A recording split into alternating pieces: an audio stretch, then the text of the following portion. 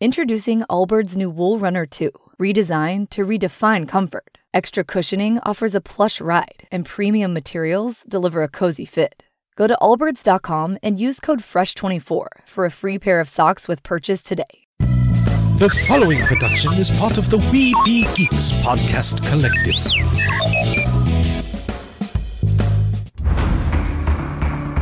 From days long ago, from uncharted regions of the universe, comes a legend.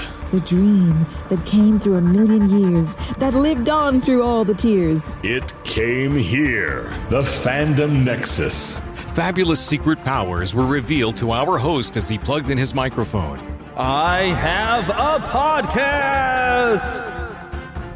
Here he is, your Spider-Pan, Jeremy.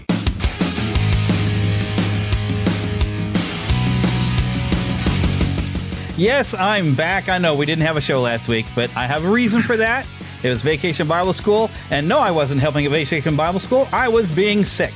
Yay! I've doubled my dosage of Ozempic, and anyone who might be familiar with that knows that it really messes with your stomach, and I felt terrible. So I wasn't able to help out with Vacation Bible School, and I didn't sign up to anyway this year because with the way some things have changed in my job, I don't know that I would have gotten back in time, and one night I was working really late. I would not have made it back in time, so I figured they expected me to be the one to play with the kids again because we have recess at Vacation Bible School, so we go play games. Nice. And that's what I did last year, but not this year. But I am back this week. I didn't get a chance to record a show or anything, but doggone it, we are back. There's too much to talk about. And guess who's back? You'll never guess this, y'all. And those of you on Patreon are getting to see video. You maybe recognize him. It's good old Ben Avery. He's back again. Hey. About to say he's waving, but he's got to say something or the listeners won't know. Yeah.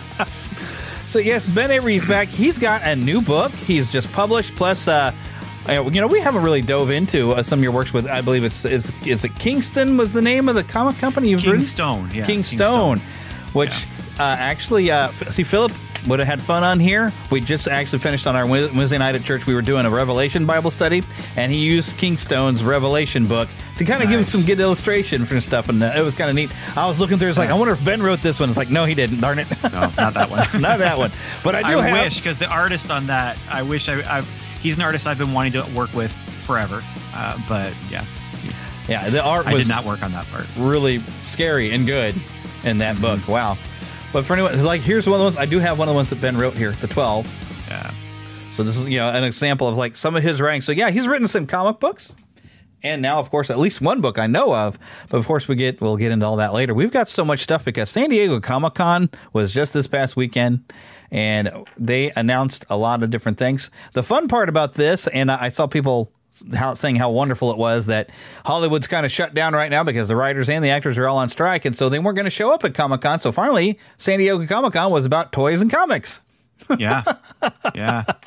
No, I've got some friends who were there with their artwork and their comics and stuff, and it sounded like they had a great time and really a better time in some ways because even though they may not have been as much actual foot traffic into the convention, sounds like there's more foot traffic in like Artist Alley and that kind of thing. So yeah, that's what it sounds like. I don't know if that is the actual factual, but it's definitely some of what I was hearing. So yeah. Yeah, it looked like it would have been fun. And one of these years, I'd like to maybe get out to the San Diego one. But I love going to the local ones, and I have a lot of fun there. And San Diego, I think I'd probably just wear myself out. Because there's just so I went much. to San Diego once. It was about 10, 12, maybe 13 years ago. And yeah, it was exhausting. And I didn't even try and see everything. I just 1 hour, my cousin came and visited, and we walked around a little bit. I didn't go to any of the halls. I didn't go to any of I did go to one panel because I was on the panel. But other than that, it was just exhausting because there were just so many people. And what was cool, though, was our booth, the Artist Alley and the vendors were kind of near each other. Our booth was near the vendors that were kind of leaning toward 70s comics. And so when we would leave, I'd walk past this one vendor and I just stop, take a look. Oh, there's a couple, here's a Man-Thing. Here's just find a couple old 70s horror comics. Oh, goodness. Grab them. spend a couple bucks, and then I had my reading material for the night. So then you come back the next day and say, I need more reading material. I read everything. He got multiple purchases from me. So yeah, it was good. It was very good, though. I enjoyed it. But I haven't really gotten to conventions to be just an attendee since I went to One Wizard World when I was first getting into writing professionally with comics. So. Yeah, that's kind of the best way I think sometimes to go to one is actually have something I'm doing, because then they get me in for the day that I'm presenting my panel is the day I get in for free. So I try to do everything I can, which I haven't decided for Planet Comic-Con this coming year. Do I want to repeat and keep doing the same thing I've done for now twice, or do I want to try to do something different? I haven't decided yet, but people seem to really enjoy talking about Walt's time here in Kansas City. So I think I could probably keep doing that same one and having some guests in. And we have a lot of fun with it anyway. And I always fill a room up because people are very interested in this sort of thing. So good. But now, since last time Ben Avery was on here, we were doing the New Year's Eve countdown, or not really countdown, but we were kind of wrapping up last year. So he's not gotten to experience the regular full format. So now this is kind of fun. We get to throw the what I call host chatter, which we start with the basic question, what have you been watching? And honestly, I don't think I've watched anything significant this week. I'm really behind on stuff. I've been meaning to watch Secret Invasion. I've seen 2 episodes, and I've enjoyed it. But it's all wrapped, and I'm like, okay, I'm going to have to be careful because somebody's liable to spoil it. But I've seen people saying they really enjoyed it, and I'm like, well, great. I'm gonna sit down and watch the rest of it eventually. But right now, my wife has been in the living room watching anime, and she's trying to find an anime that I'll sit and watch with her. And she had me watch something. It was something about a dragon trying to find a house. She thought I would like it, but I was like, this is the whiny, most annoying dragon character, I swear. And it's only lasted for 1 season, which is either because people didn't like the character, or that once you get him into a house, you've run out of story of even what you've titled your show. So there's not a lot of anime I can get into, but my wife has just been having a good old time with her Crunchyroll account, and she wanted me to sit down and watch something with her. I'm like, well, there's a few things I like Fairy Tail's pretty good, and there's another one that I don't know how I end up enjoying this, but my wife being a biology teacher, she got me to watch something called Cells at Work. And it's basically, you have human-looking characters, but they're all, there's red blood cells and white blood cells and all the different things, and they live inside all these buildings, which is supposed to be inside of a human body. And generally, every episode, something happens. Like the big season finale of the first season was that they...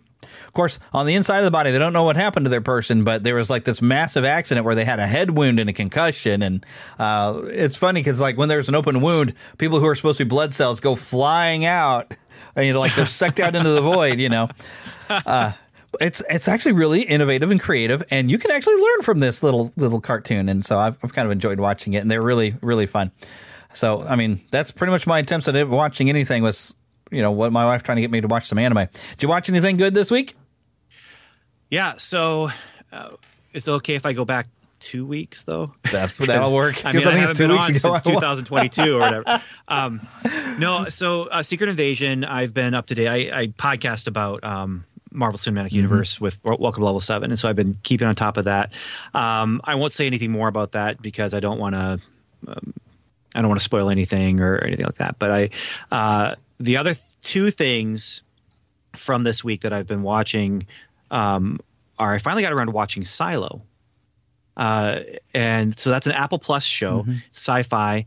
The reason I finally got around to watching it was because I had been watching Foundation, and I enjoyed the season 1 of Foundation. And so I was just, I had a friend who was bugging me, you got to watch Silo.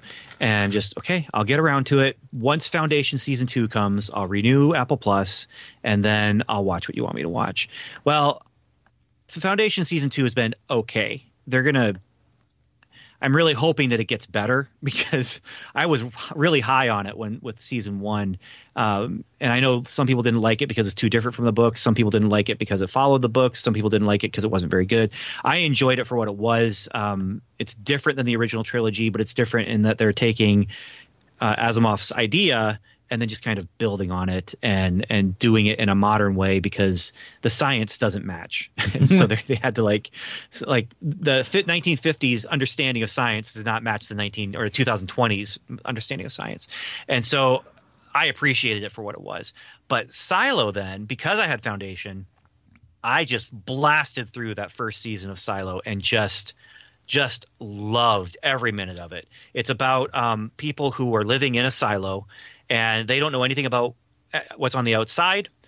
They've forgotten their history, and anything that they find that is like an artifact from our time is, if it's, there's some things they consider safe. It's just like a stuffed bear maybe. But if it's got information, if it's a book, or if it's a flash drive or anything like that, you can actually be sent to the outside just for possessing it. Whoa. And going outside means you're going to die, and so they and the book is called Wool. And so after I watched the first season, which goes through about the first half of the book, I'm like, I'm getting this book from my library. I got the app on my phone where I can listen to audiobooks. And so I'm the reason they call it wool is because what you do when you go outside is they give you some wool to go and wipe off the camera lens that gets dirty over time, and no one can go outside without dying. And so the people that they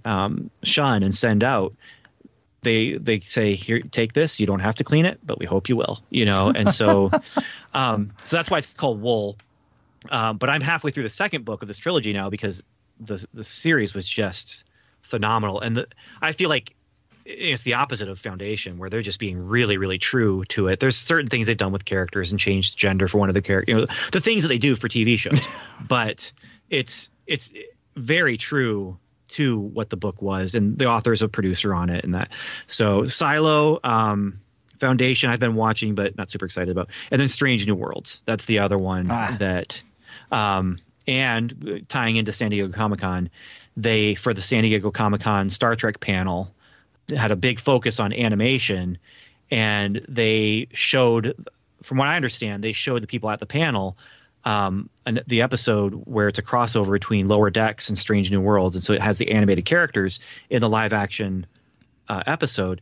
But they showed that episode and then they released it early, and so last week there were 2 episodes of Strange New Worlds. One was released on Thursday as usual, and then the other one was released Friday night, I think it was.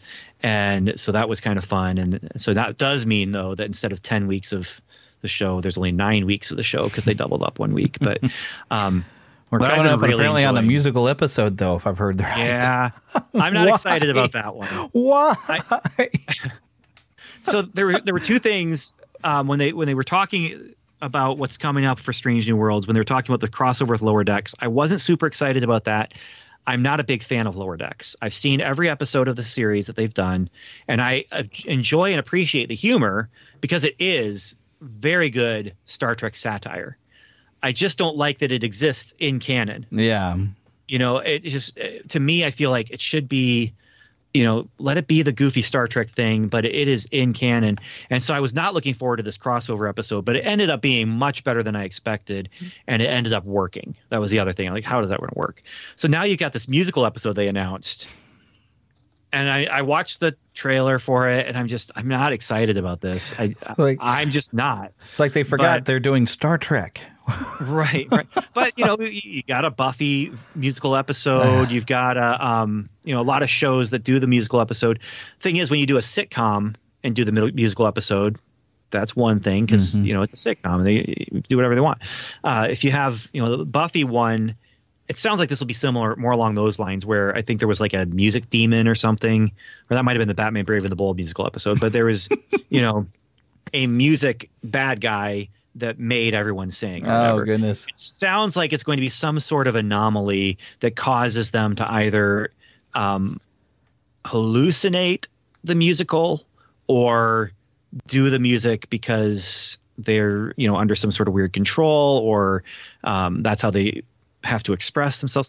I don't know, but there's original songs. There's a vocal arrangement of the opening music that did sound really cool. It did sound really good, but so I'm not looking forward to that one. That one's not this week, but next week. That's episode 9. So yeah, but I'm looking forward to episode 10, though. It's called the Hegemony, and that's what they call the Gorn. And so the question is, how well is this going to, and the question with every episode of Strange New Worlds is, how well does this prequel show line up with canon for the original series that honestly, even the original series wasn't paying attention to canon very very well sometimes.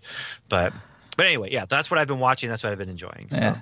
Well, I think back in the 60s, they didn't worry about canon so much. You're just trying to make a good show, you know. It just wasn't a thing to really bother with. You want the basic ideas. Yeah. But, you know, they changed the name of Starfleet 6 times or 5 times in the first season. Yeah. They wanted you to be able to just sit down at any episode and be able to watch from beginning to end and understand what was going on. You didn't need an explanation of what happened last season. You could just sit and watch any episode of the original series. Next Generation still had that going on. You could jump in and actually, okay, I get this. But yeah, with the modern audiences, our expectations are different. We want it all connected now, and we want to have the season tells an overall story, but maybe each episode has a small story, but somehow contributes to the big story. And I'm not sure when that changed, but Strange New Worlds has kind of gone back to that. Now, there are through lines and there are character arcs that go from episode to episode. And it's not quite the same as like Next Generation, where they would be like, yeah, there was an attack at an outpost over here and it left everything just completely missing. And then 2 episodes later, the Borg show up. You know, it wasn't quite it's not quite that thin, but it's similar in that they have like, oh, here's this problem over here that we're thinking about. But that's not what this episode is about. You know, it's more like the X-Files, where it was Monster of the Week, and then governmental shenanigans. You know, and so it's been kind of like that. So I've appreciated it. Strange New Worlds this season, I wish, was doing more exploration and more of the strange, you know, new world of the week, because there have been just these episodes where it's kind of okay, but they've been, I think, kind of focusing on different cast members for each episode. And so there's been an Uhura episode, and there's been a Number 1 episode, and there's been a Pike episode and a Spock episode, a couple Spock episodes. Yeah, I think I saw that one from this year. I saw it basically just a complaint about it's like to turn Spock human, then they had to teach him how to Vulcan. And I was like, yeah, that sounds awful. So I haven't gotten into watching it. I never, you know, like the first season of Picard, I was like, something's just not right here. And I've heard like the first season of Strange New Worlds was fantastic. This season, maybe not as good. It's not quite, but I will say this. They are kind of trying to follow the same mold of the original series, where it's serious, serious, goofy. Serious, serious, goofy. And, you know, and that's actually, I didn't really notice that until when Star Trek 4 came out. I read an interview, and they're like, yeah, this is the 4th episode of the movie series. Serious, serious, serious, comedy. Serious, serious, serious. I was like, oh, you know, I kind of see that. I can see that in the original series. And so, yeah, there's the Lower Decks episode was goofy. The musical episode, I'm sure, will be goofy. Yeah. So, and there's only one episode in between them.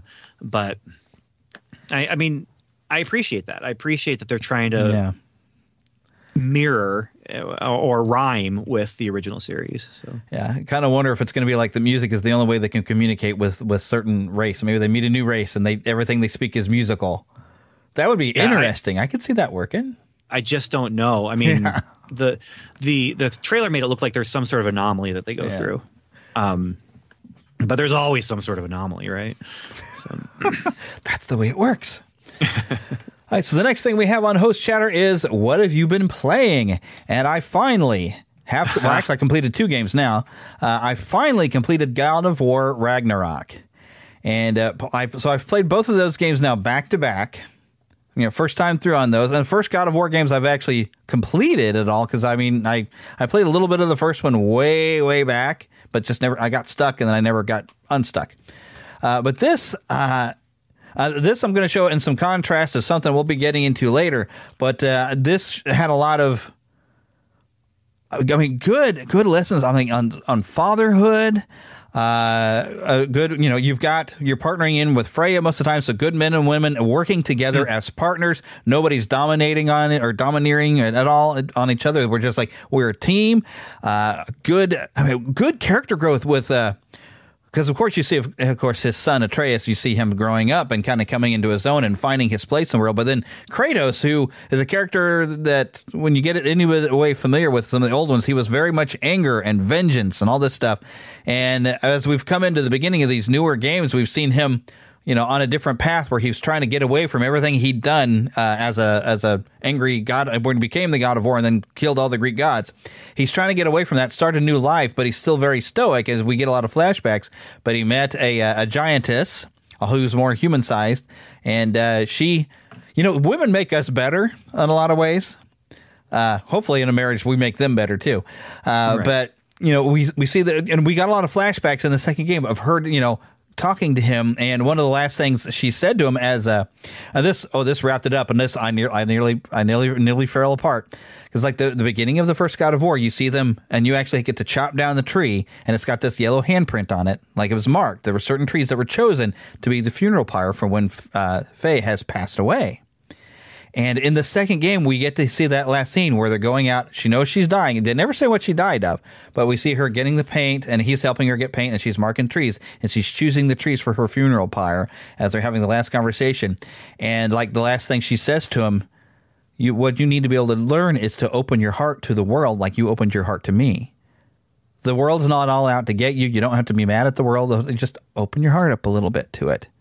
And that's kind of like the lesson that he learned, but he doesn't fully learn it until he finally, as much as he's very protective of his son during the whole time, finally at the end when he's realized his son has stepped into some sort of level of independence and everything, and he's been telling his son the whole time that you must shut out the pain of everything we do, and when we have fight, when something dies or whatever, something bad happens, we must shut it out.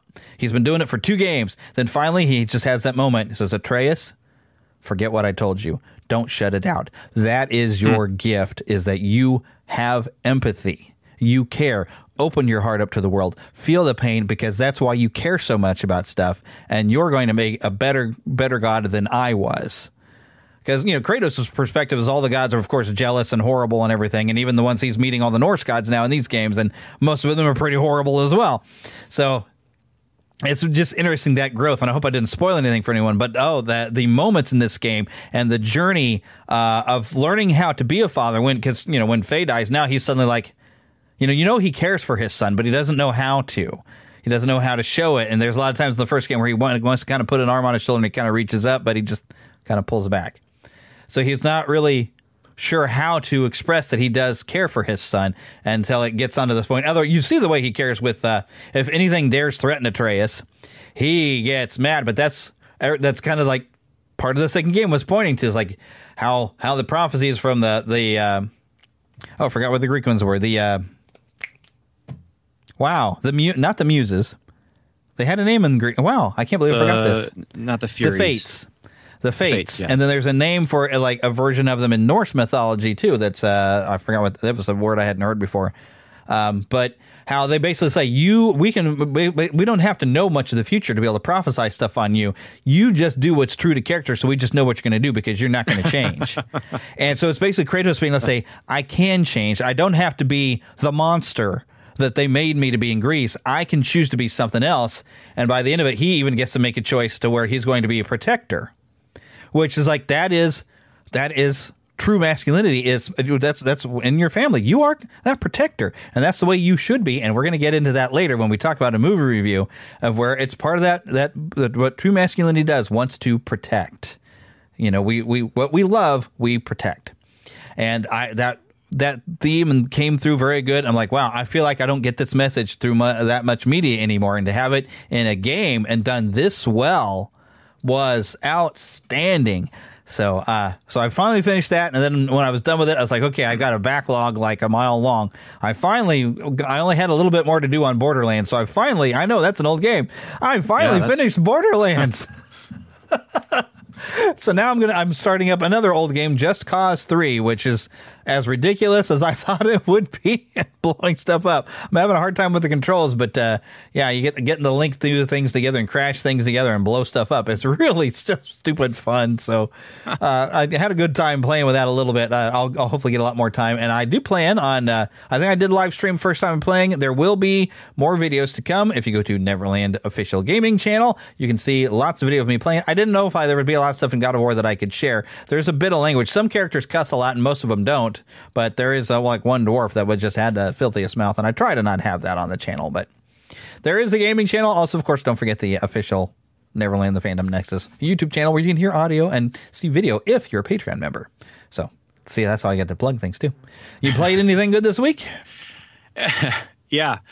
Super Mario Kart. Awesome. It's been my unwind after I get home from work. And I have the Super NES Mini that they did a couple years ago. And just adore it. It's just so nice to, it's got Super Metroid. It's got Super Mario Brothers. It's got... it's got 2 Kirby games. It's just got a ton of Street Fighter 2, and it's got Super Punch Out. But Super Mario Kart I've been playing, and it just takes me back to college. Oh, you know, like we were just. There was one time we snuck up over the drop ceiling and over the cinder block wall to get into our friend's room so we could just play Super Mario Kart in his room. And so I've been just working my way through one circuit at a time. And it just, I will not rest until I have the gold trophy in all of them. And so what's nice about the game is it allows you to have save states. And so I can, where it used to be, you could continue if you wanted, but you only had 3 or 4 continues. And then if you lose, you just have to start over. But now I can just win this race, and I play the next one until I win, and I play the next one until I win, and I play the next one until I win. And my 12-year-old has been enjoying watching me, although he's not enjoying playing against me because I destroy him. So it's one of the few places where I can absolutely destroy him. So that is one of the nice things. That's been my game for the last week and a half or so, has been just kind of jumping on there and reliving the glory days, I guess, of racing digital creatures. I completely missed out on that, the SNES Mini. But I did get the NES Mini. But the nice thing about with the Nintendo Switch and having the their online account is they give you access to a library of all these different systems. And they have most of those games on there, and they do have a save state, so I can still play some stuff. The only thing they're missing is they don't have Street Fighter 2 on there. However, their Sega Genesis thing has their version of Street Fighter 2. Okay. So I'm like, okay, well, I can still play it on here. And they do have it adapted to where eventually, the Sega did come out with a 6-button control. So you can adapt that over and still play it. And so I format it to where it does, the buttons do match what the Super Nintendo was for Street Fighter 2. So it's kind of the same. It just sounds different because Sega had a very different sound engine and a little bit more arcade on some levels, but it's just That's great. where I played Street Fighter 2 was Sega. So someone else down the hall had Sega, and then I had my Atari 2600. So oh, nice. Yeah. No, I mean, hey, we had fun. Don't get me wrong. But I mean, it was 10 years late when in college. So that was when you could go to Big Lots and get Atari cartridges for $1. Oh, wow. Because it was just leftover stock. And, it was, Yeah. But Now anyway, I got a plug and play where you plug it into the TV and it's got a bunch of pre-programmed games. But I didn't realize that most Atari games were 2 players and you're by yourself and like, I can't really play this. Combat's no fun without a computer to control the other side. It is not. Unless you set goals for yourself. Can I, play the one where when you shoot it, it like jumps it across the screen, and can I do, 30 shots in the time frame allotted? You got to get creative. And I did when I was a kid and I played alone. I got creative on how do I do this? But I think I'm going to try that out now. Alrighty, it's time though to jump. Hopefully I'm going to hit the right button. I always hit the wrong button when we go into our news, but let's see what happens. Right button. I bet you recognize this little tune if you're hearing it.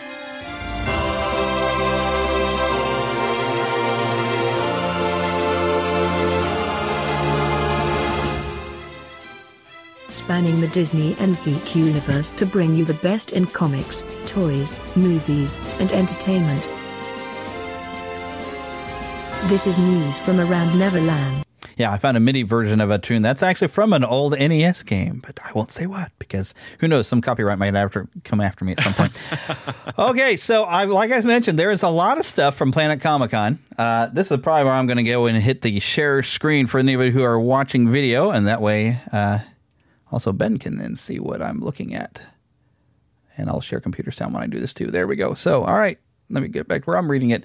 So a lot of looks at some new toys and products for San Diego Comic-Con from like Hasbro. They've got a really cool, I guess it would be more the American Patriot or the Iron Patriot figure here, and also a fantastic Magneto helmet. But the key thing I want to get after, and some of these apparently are in stores with the upcoming X-Men 97 series coming to Disney Plus. They've got toys already out. The odd thing is it looks like they've went for a very retro style design. The weird thing is they did make some alterations, like Cyclops is not wearing yellow underwear. I guess that's what you'd say on that one. But they did a really nice job of bringing back that classic look. There's a Sentinel and the Blackbird and Storm and White. I mean, these look just like the old toys from the 90s that I used to have. Slightly different, but very, very cool. And so I'm excited to... I'm running out of space to put toys, but I keep finding stuff. And of course, some new additions coming from Marvel Legends. Let's see. What was some of the other ones that I thought were big deals? Oh, look at this. A Cobra Hiss.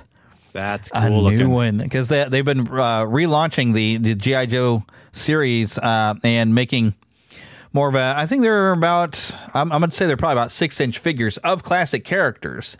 And you can see in the background some Indiana Jones. They're making kind of an old classic Kenner style, and Philip actually has picked up some. He's even found the LJN made ones back from the 80s. So he's been excitedly picking those up. And of course, there's some newer stuff. There's some figures based off the Obi-Wan Kenobi series, so you have more of a human-looking Grand Inquisitor instead of what he looked like in Star Wars Rebels. And let's see, of course, we got a new Ahsoka figure. Of course we do, because of that series coming up. We've got, of course, a look at the Mandalorian's version of a, it's got a specific number. A Starfighter, though, that would have been, it's N1 Starfighter that he's now flying around in, where it's basically the one from Naboo. My 22-year-old thinks that is the best-looking ship in Star Wars right now. Like, he just loves the look of that ship. It is cool. Which, it's cool, but I never liked the... I think it's it's tainted by the whole, it's a Naboo starfighter from Phantom Menace. Yeah. But I still like the Phantom Menace, though. What's weird to me is that, we saw his ship before in the series, and he had plenty of space to, when he captured somebody, he could lock them in somewhere, had plenty of room for him and Grogu. This is a starfighter. Okay, so he's going to travel and live in this thing. So it doesn't seem practical, but of course we did see at the end of last season that, he's found himself a nice little home on a planet there, so I guess he can just use it when he's on trips. And also, this is cool. Who remembers Star Wars The Force Unleashed? I didn't play the second one, but I played the first one and loved it. They got figures based off of those games now. Very, very cool. I'm pretty excited about that. I don't know that I'm going to be purchasing some of this stuff because it's going to be expensive. I've noticed I don't really collect Star Wars toys. I mainly collect, I have a few, but I mainly collect, like posters or different kind of things. My Star Wars collection does not really range in there. All right, lots more stuff. Even Mattel Creations had a lot of different stuff. Now, some of this I think is already out because over here they had a WWE Ultimate Edition Muhammad Ali action figure set, which Philip has already ordered. He was super excited. Oh, okay. He sent me a message.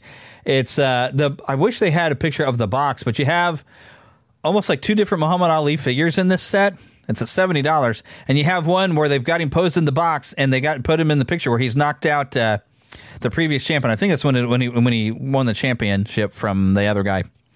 Yep, I can't think of it. Was it Joe Frazier? I believe. I don't know. I wasn't alive.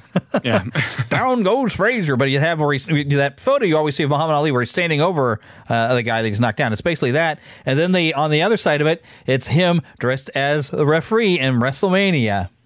And it's they put him in there next to pictures of Hulk Hogan, and so he had to order it. Philip was just super excited. He's also been talking about these Jurassic World and Jurassic Park sets where they have a Steven Spielberg with a camera, and you can get an entire set. Oh yeah, here it is. Here's like some of the pictures here. You can see Muhammad Ali there, so you can put with the other characters. I think there's the inside there where he's got standing over somebody, and then this. Changing pictures, and it's not letting you look at it very, but then him holding up Hulk Hogan's hand as a winner. So it comes with two. I'm looking for. There it is. So it's apparently this entire set piece where you have Steven Spielberg with a camera and a dinosaur, like the Dilophosaurus, and these are completely different Jurassic Park sets. You can even get a set where it's Spielberg with the Dilophosaurus, and it looks like Dennis Nedry is here. And apparently these are being sold as entire kits, which is really, really stinking cool. And I'm kind of tempted to get something, but I don't know where in the world I would set this thing up at. A lot of neat stuff and a lot of stuff that I'm like, whatever. I don't know what this is. I don't know why we have a Minecraft panda. and a lot of cutesy kind of things. But yeah, that was the main one. Is this some of the new Masters of the Universe? I think it's for the Netflix series that I didn't pay attention to, where they kind of did a computer animated. But I believe we do have some new figures that are hopefully on this page. I did see some when I was watching Pixel Dan.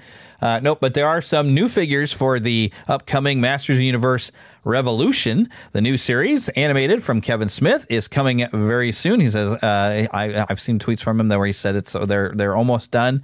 They're right now getting some music scored to it, but they have some new figures. I saw a Tila as being the new sorceress, which looks really cool. It's a neat looking figure.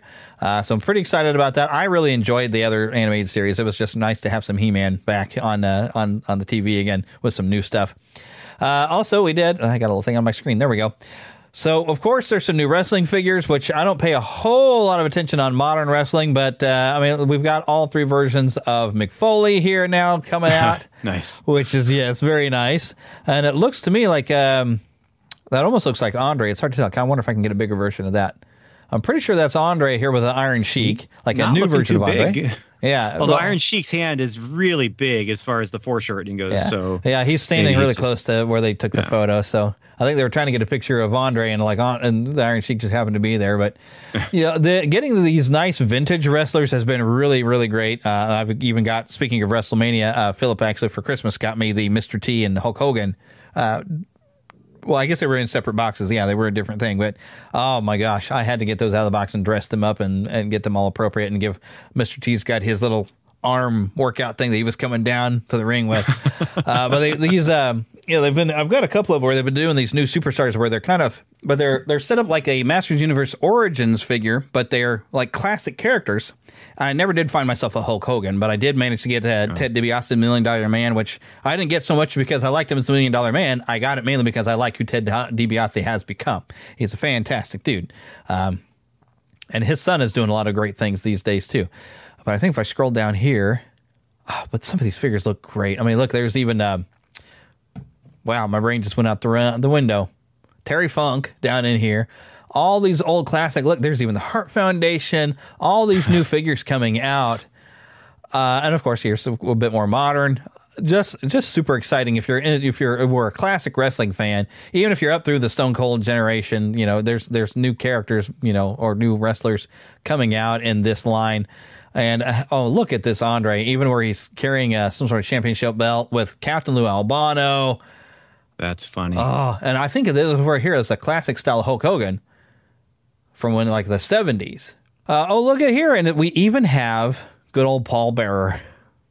And these figures, though, remind me of it's kind of like the second wave of WWF toys, because first we had those big kind of giant unmovable ones, and then they gave those little ones that have the little action features, and that's what this reminds me of. They're that classic style, and even finally got a figure of what was her name? Not Sherry. Sensational Sherry was a different thing, but wow, I remember she was in the old Rock and Wrestling animated series, and now her name escapes me. Yeah, I don't remember either. Man.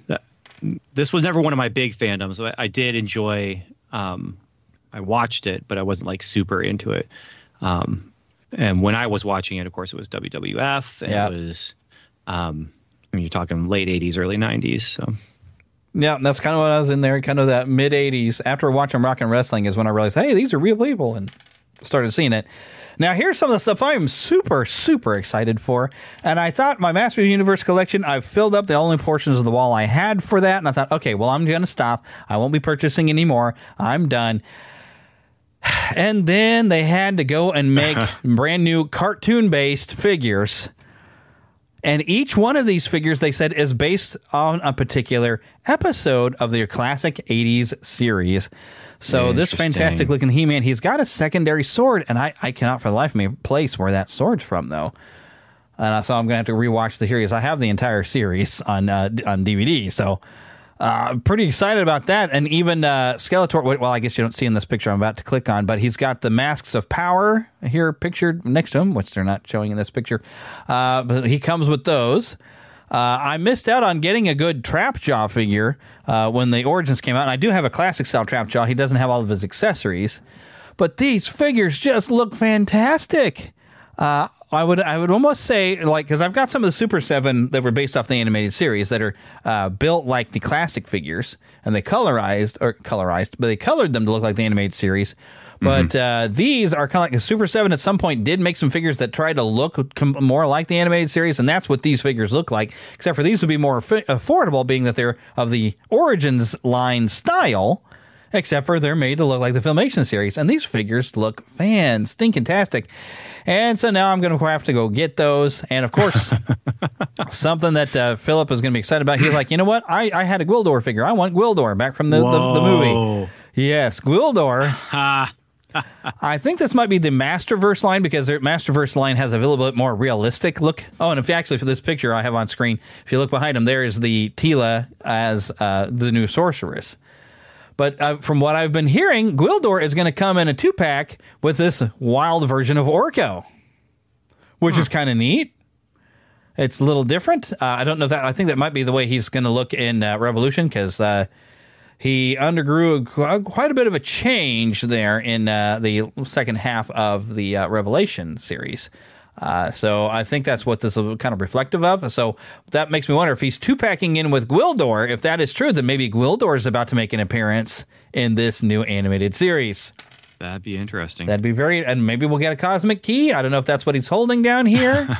I'm not sure, but how cool would that be? Just please don't travel to Earth. Oh, well, there's better pictures. Maybe we can see what he's got. No, that's the same one I clicked on before. Can we see what you're holding? You know, it kind of looks like it might have indentations for buttons.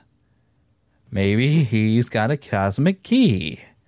And he's got some sort of alternate version of a power sword that looks like he's going to come with. So I'm wondering what the story of Gwildor is going to be. Maybe they're going to come around to where he's the one who made the sword or something. Like he's ancient or something. I don't know. Oh, yeah, look at this picture. That is the cosmic key. There you go. Oh, there it is. Oh, man, I'm all excited now. That is cool. And then there's just a regular skeleton key there on his belt, too. Yeah, I kind of wonder what that's going to be about. But probably won't do anything. And I have no idea what this version of Skeletor is that they're showing. It looks like a robotic kind of Skeletor thing going on. I don't know. But even the packaging for these new cartoon-style figures is really cool. They try to make it different instead of doing like the typical red backing where it looks like an asteroid blew up. It's kind of that blue animated series-looking Castle Grayskull. So very, very cool. Super, super excited for that. Let's see. I didn't actually find a picture. I should have also pulled up. Then, in fact, Pixel Dan has a video where they're discussing whether or not this is almost too big. But there is some new, Thundercats. My brain went out the window. I almost called them Lion Cats. But there's some new Thundercats line of toys out, and they've got the, what did they call the home for them? They built, their big giant lion thing, and they have a playset that is humongous. That is, of course, because these Thundercat figures are fairly big anyway. So, of course, you're going to do their big lion thing. It's, they wanted to have a whole land and a whole thing. It's huge. I have no idea how much they're going to retail that thing for, but oh my goodness, it's going to be expensive. But it looks really, really cool. But it's one of those things like, yeah, that's out of my price range, and I don't know where in the world I would ever set the thing up. But I wasn't really ever that much into the Thundercats anyway, because I was getting to the point where I would want to be playing outside by the time Thundercats was coming on TV in the afternoon. So I just didn't watch it. And then it's one of those ones where I started watching it when I was older, and I saw like, that's really cheesy. Which is the same thing I've noticed with Rankin Bass's other big one, Silverhawks, which I loved when I was young and watching it, but you watch it when you're older and like, ooh. But I did see Super 7 does have some new Silverhawks figures. People were saying when they released the first line that was based off the animated, it's that they looked like the cartoon, which I thought was fantastically cool. But people were hoping that they'd get something that looked more like the Silverhawks toys they had, where they had that nice silver chrome paint on it. And it took a while to get to where it was going to work. They were trying to find a way to where it didn't rub off so easily. And I was watching a video. They do have these chrome ones. It's going to cost you a bit more to get these. And they recommend, because they figure, all right, well, adults are the ones going to buy this, not kids, because you can't really play with these because it will flake off this chromeness. So they recommend you pose it however you want and then leave it alone. And that it will always be perfect and beautiful, because even when the guy was showing it to Pixel Dan in this video, the oil from his hands was even getting out. He says, look, it fingerprints real easy. We did it. It's metal backing, so it's very mirror. And so it looks really cool. But he says, don't handle it or play with it and stuff. This is one for you to display and enjoy like that, and reminisce that you did have figures that look like that. But I've seen some of them Silverhawks figures from back in the 80s as they were played with, that paint and stuff, it just came right off, and that didn't look good. I never had any, but my friends did, and they were a mess. They were a mess. So they were trying to find a way around that, and they mostly did, they said, where they've made the material differently, but they needed to have it pliable but yet stiff, because and he even showed, like, if you were to squeeze on, like, Quicksilver's waist or something, if you were to squeeze that, he says the outside layer would crack. So they needed to make it a sturdier material, but they wanted it pliable, so it's good movable and stuff like that. So they had to find that balance, so it took a long time to get the figures to look like they are. So the guy was like, I hope y'all appreciate that. I know this is what y'all wanted, but we wanted to make sure it was of good quality. So I understand, but of course, if I could afford to get them, these are expensive Super 7 figures.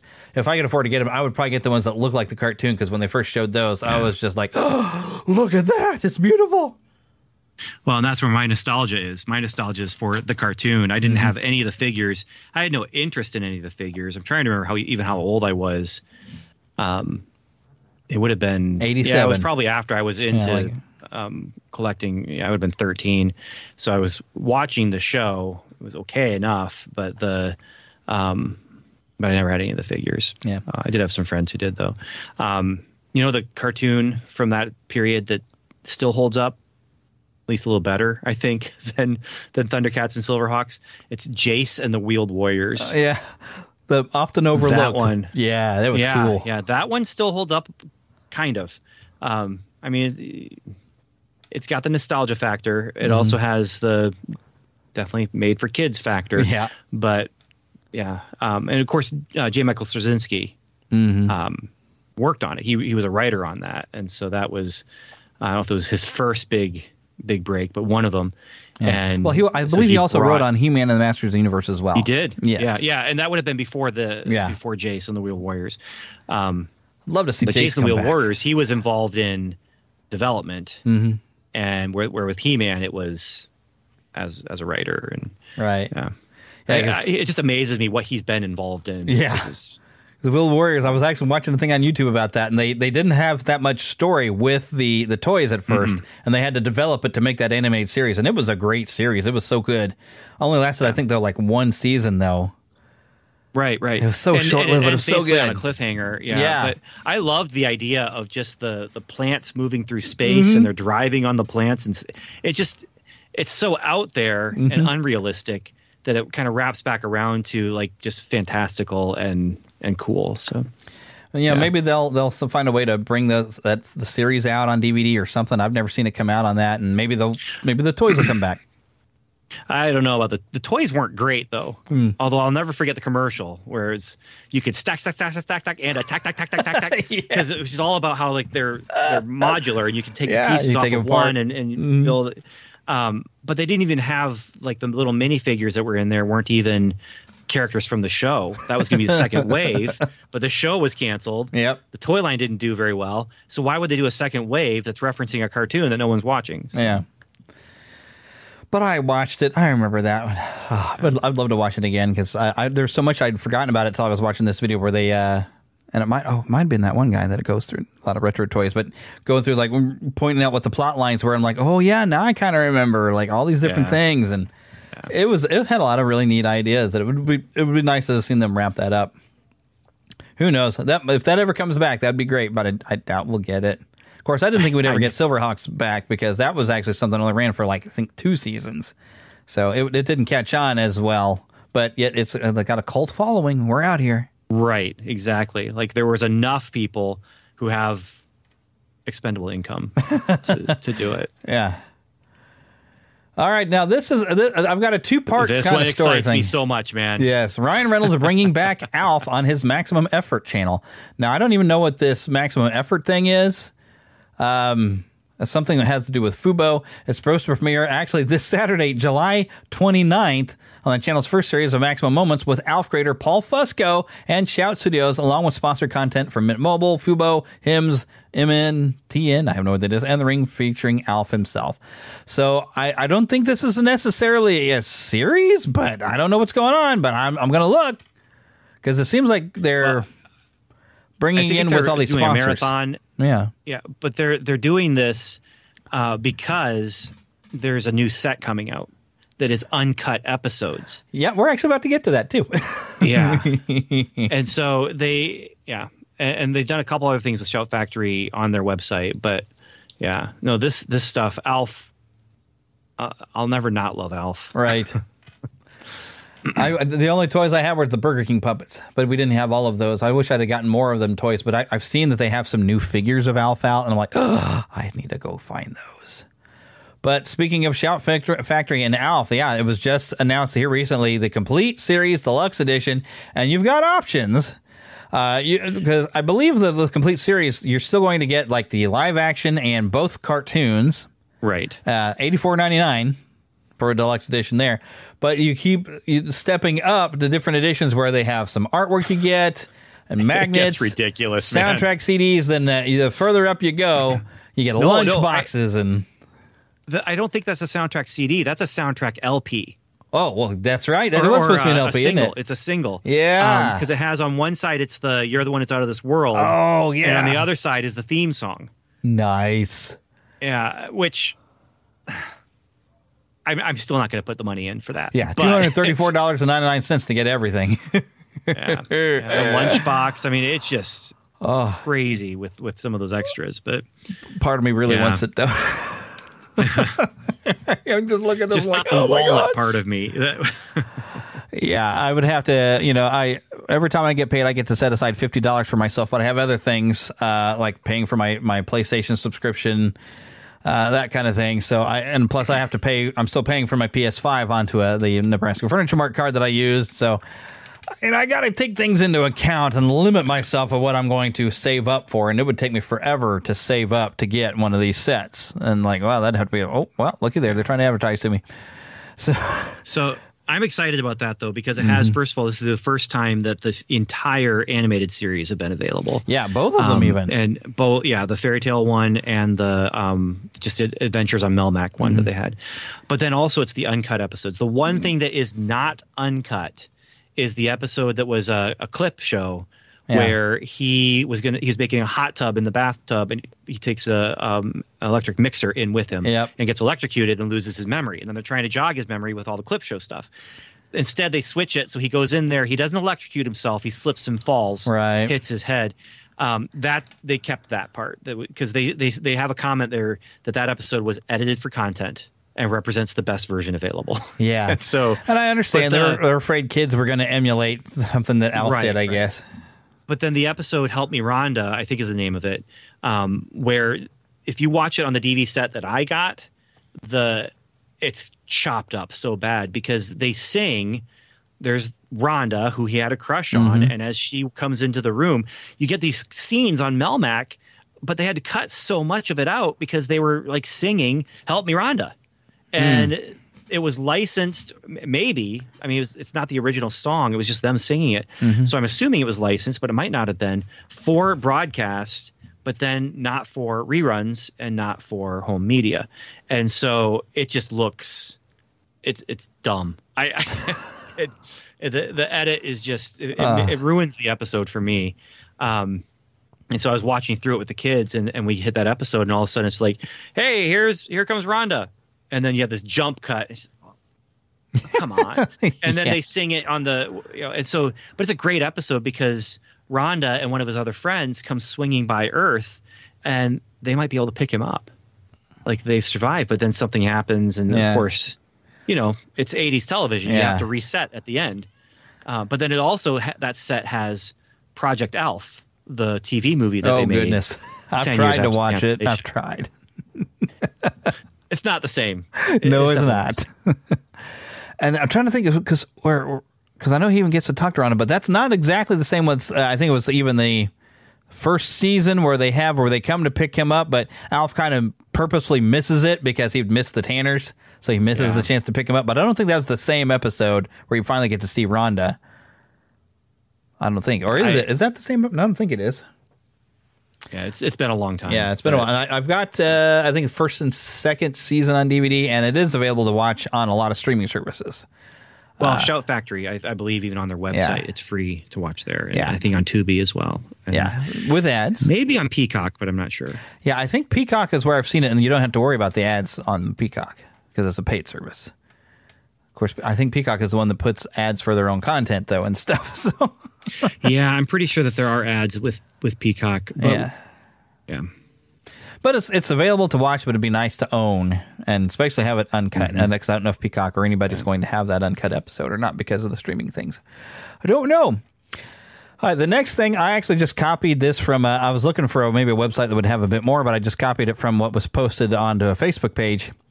The original Teenage Mutant Ninja Turtles series is finally coming to Nickelodeon. This was announced in Hall H at a Paramount Pictures thing for Mutant Mayhem. Kevin Eastman actually made this announcement. All 193 episodes of the animated series coming to Nickelodeon. Basically, it's going to be on the Paramount Plus service, which I'm keeping an eye out for. Okay. I own the first 4 seasons digitally, and I think I even have them on DVD. But I noticed a while back that Vudu didn't have them anymore, so I couldn't purchase any more seasons. But really, it's the first 4 seasons I was mainly interested in. And you get after that, and I'd kind of almost outgrown. And I'd gotten to where on Saturday, I didn't realize it was still airing on Saturday mornings because I was watching X-Men and Spider-Man by then, But they ran for 10 years. So, but they tried to at one point go a little bit darker because Batman the Animated Series was out, and that really was kind of weird. I've seen some of the episodes, I'm like, that doesn't seem right. But I would kind of like to just see those other episodes just to kind of, check them out. So when it all gets on there, I'm probably going to sit and watch. And sometimes that's even how I get myself to sleep at night is I pull out my digital copies and I'll pull them up on Vudu and just let it run and I'll watch a bit until I drift off to sleep. Nice. So it's just nice, getting a chance to watch them all. It's going to be fan-stinking-tastic. And here's something else that, now this has been out for a while. I'm a little behind the curve on this. But these are cool, though. Yeah, Disney 100 variant covers pay tribute to blockbuster Marvel Comics moments. This is the one I got to get. Mickey Mouse as Amazing Spider-Man. There's the Tom McFarlane pose. Mm-hmm. I need to go check this out. And what if Mickey Mouse was bitten by a radioactive spider? I thought I saw something where they were going to do like the original cover on a thing as well. I've been seeing some other different images, but they're not here on this particular page. Oh, wait a minute. Maybe they are. Oh, let me click this. And there we go. Marvel Superheroes Secret Wars. This time, Mickey gets to be Captain America. And is that him also as Iron Man, or is that Mortimer? Mortimer was kind of tall, though. It is kind of weird. You got Daisy Duck as Wolverine. I'd have put Donald as Wolverine. That would make more sense. Then maybe Goofy as Cyclops would have been funny, but I guess they decided to let him be Spider-Man this time. Hulk Pluto, but yeah, I'm not sure maybe that's Minnie. That's Minnie as Iron Man. Okay, Iron Minnie. Yeah, because she's got the bow. She's got the bow there. Got the bow. I thought that was that makes sense because Iron Man had the weird orange pointy things on the mask. So I guess in order to do something like similar to that, they thought, hey, I know, put the bow on her head. And this one too, the X-Men cover, the Jim Lee X-Men cover is really sweet. And I love the fact that they have, and this is, here we go, Donald Duck Wolverine, which makes sense, and he's roasting marshmallows. But Goofy back here as Iceman slipping on his own ice sled. Come on, that's awesome. So I think I need to go to a comic shop and find these things, but I have a bad feeling they already are sold out faster than you can say, look at Mickey Mouse as Cyclops and Spider-Man, and yeah. But I'm still pretty excited to get a chance to check that out. And then as a weird bit of news, this kind of been making headlines. American Heartland Theme Park expected to open the fall of 2026. This is a guy that I don't think he started Pizza Hut, but he owned a massive franchise of a lot of Pizza Huts and Wendy's, which he sold. And there he is, Gene Bicknell, as you're seeing in the video, if you're watching on Patreon. Gene Bicknell spent $2 billion of his own money to set things up where he's starting to build this theme park in Oklahoma. It's not too far away. That's drivable for me, I'd say. And I was watching some stuff. The plans he has for this park has an Americana section planned out where it's the 50s. I even saw Charlotte's Web Barn House, but very, very cool theming of different parts of America, where some's supposed to be like the Northwest area, some's like the coastline, and I was watching some video about this. This looks just so cool. So I'm excited to actually get in there, but they do have a press release. I don't have time to go and read the entire press release to you. But there's going to be the Three Ponies RV Park and Campground, so you can bring your RV and camp. They're planning to have a nice 300-room hotel, modern indoor water parks. Going to be right off of Route 66. Come on, that's brilliant. When you're going to do an Americana-style park, Route 66. Yeah. Yes. This just looks really, really cool. And there's I was seeing a listing on that video that I was watching. Some of the people that have gone in with them were people who worked at Disney during the heyday, had worked for Disney for 35 years, worked on the parks there. So, the quality is going to be up to scratch. This is going to be a phenomenal park, I expect. And when they open this thing, I am already planning to have a nice vacation out there. I might be kind of old and crusty by then, and I'm already getting it. I'm 46 years old, and my shoulders ain't what they used to be. I can't lay in the bed without hurting myself, but doggone it, I'm going. I will ride some roller coasters. So I'm fairly excited. This actually made headlines because everybody was like, whoa, this guy just shelled out $2 billion of his own money to start up a theme park in Oklahoma. What's going on here? And then I started, looking in on this. And I said, this looks really fantastic. So I'm pretty excited about this. I don't know how much tickets are going to be once he gets it open. Hopefully he managed to keep the costs down because he does want to compete with Disney because, a lot of people have said like, hey, how come like Texas, we've got a Six Flags or whatever, something that like Cedar Fair owns, and even World's Fun here in Kansas City, that's owned by these companies that they put their big, fantastic parks on the coast, but in the Midwest, they're like, meh. So this guy says, here, somewhere in the Midwest, let's do a high-quality, large theme park. Thank you, sir. I appreciate you. Build this thing, and I will come. All right, but time to go to the trailer park. I have a lot of trailers to get through, and not all of them are actually movies. Mama, another gator got in the house. Another gator? Give me that sugar. Come here. Get him, Mama. Get that gator. The Neverland Trailer Park. Now, the first thing I actually kind of want to look at, and those of you on video are getting to see this, is there was a lot of trailers and updates that were just posted up from like San Diego Comic-Con. There's some behind the scenes of Star Wars Outlaws, Strange New World, Subspace. Now this is Girls musical. Yep. Do we dare to listen to this? Let's dare. The trailer's not bad.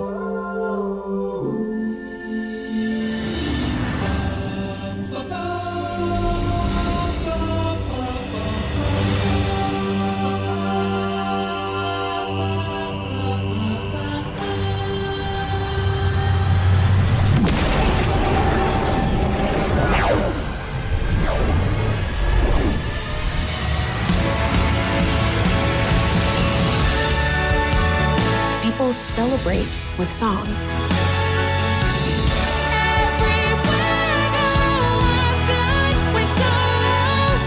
Do you know the odds of all of us being here at this time?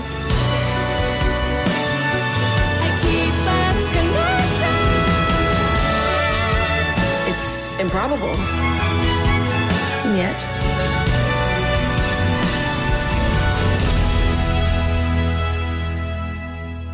here we are.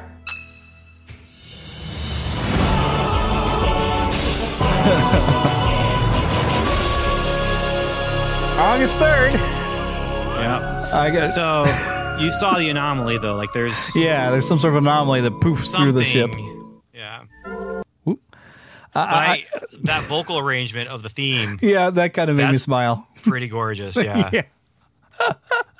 Oh, goodness. Let's see. Was there anything else that would actually be something I'm going to cover on the show? Well, I think this One Piece trailer might be the same one we saw before. Oh, no, this is a new trailer for this One Piece. Okay, let's take a look then.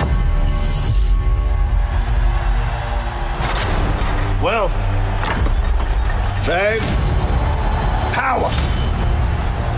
I found everything this world has to offer. Free yourselves. Take to the seas. My treasure is yours to find.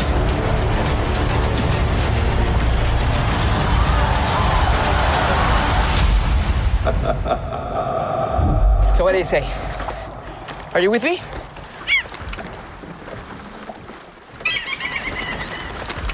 Mutiny.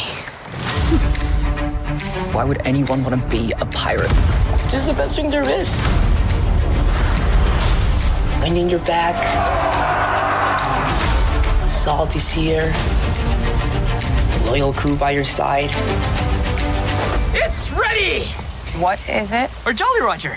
We are the Straw Hat crew. We're heading up to the Grand Line. A treacherous stretch of ocean with bigger islands, bigger pirates. And that's where we're gonna find the One Piece. You've been making enemies everywhere we go. Chop, chop! Cannon! It's a death! Luffy, they are hunting you.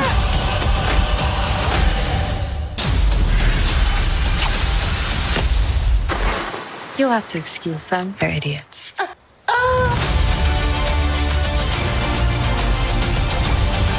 This crew, our crew, can handle anything. I'll do you the kindness of killing you all together. You're my captain from now until the end. No one messes with my friends.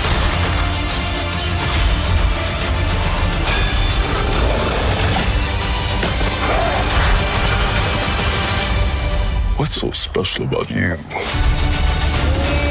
I'm Monkey D. Luffy.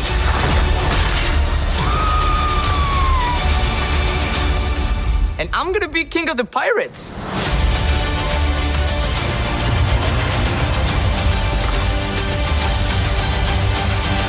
I didn't know there were so many pirates. It's terrible. I know, right? Where's my face? So that's coming August 31st. As much as there is there, this is an eight episode series. That's good because I think as much story as they're trying to pack in there, they don't think they could do it as just a regular movie. I've only seen one episode of the anime. I think my wife has watched most of it and probably read some of the manga as well. But this just looks fun. So I'm kind of excited. Yeah. I have no context. I never watched it or read it. I just had a friend who was into it, and I really don't know much about it. That interests me, though. I mean, that does the job that needs to be done with a trailer. The person who's not familiar with it, do they want to see it? Yep. So, they did a nice job of just putting together just some fun, goofy stuff, like, hey, pirate fun and everything else. Something there. I don't know how much coverage we're going to be able to give to this because I bet when this becomes I believe this is a movie for Borderlands, which I just mentioned playing the game. But I imagine this is going to end up with some R-rated level stuff when it comes to a Borderlands movie. But we're expecting one to come out next year, and I figured I at least would mention it with Cate Blanchett, Kevin Hart, Jack Black, Ariana Greenblatt, Florian Montu, and Jamie Lee Curtis. But they all they've said it's been in development since 2015. And they're expecting this to come out August 9th of 2024. And I am kind of curious.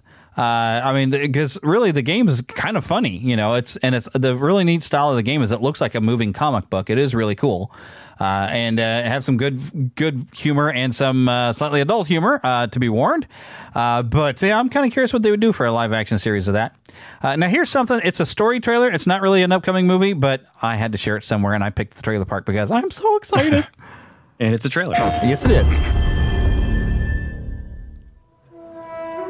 By the way, this is Spider-Man 2 for those not knowing. It's a miracle I'm even sitting here now. I got a second chance. And I'm going to take advantage of that.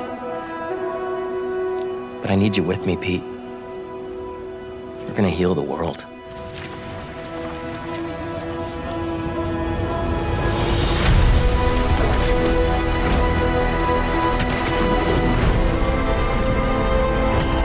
Guys, this is my best friend, Harry. Hey, good to meet you.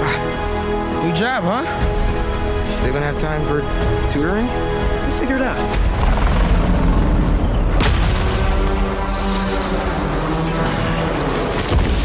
I didn't know there were bears in these woods. Hey, MJ, I have another name for you. Craven. He's here on some kind of hunt. You know, if you need me, I'm just a call away.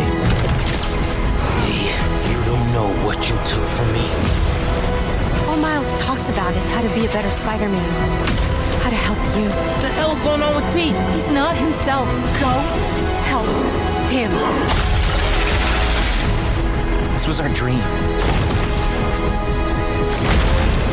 I'm not going to lose him. We're going to heal the world.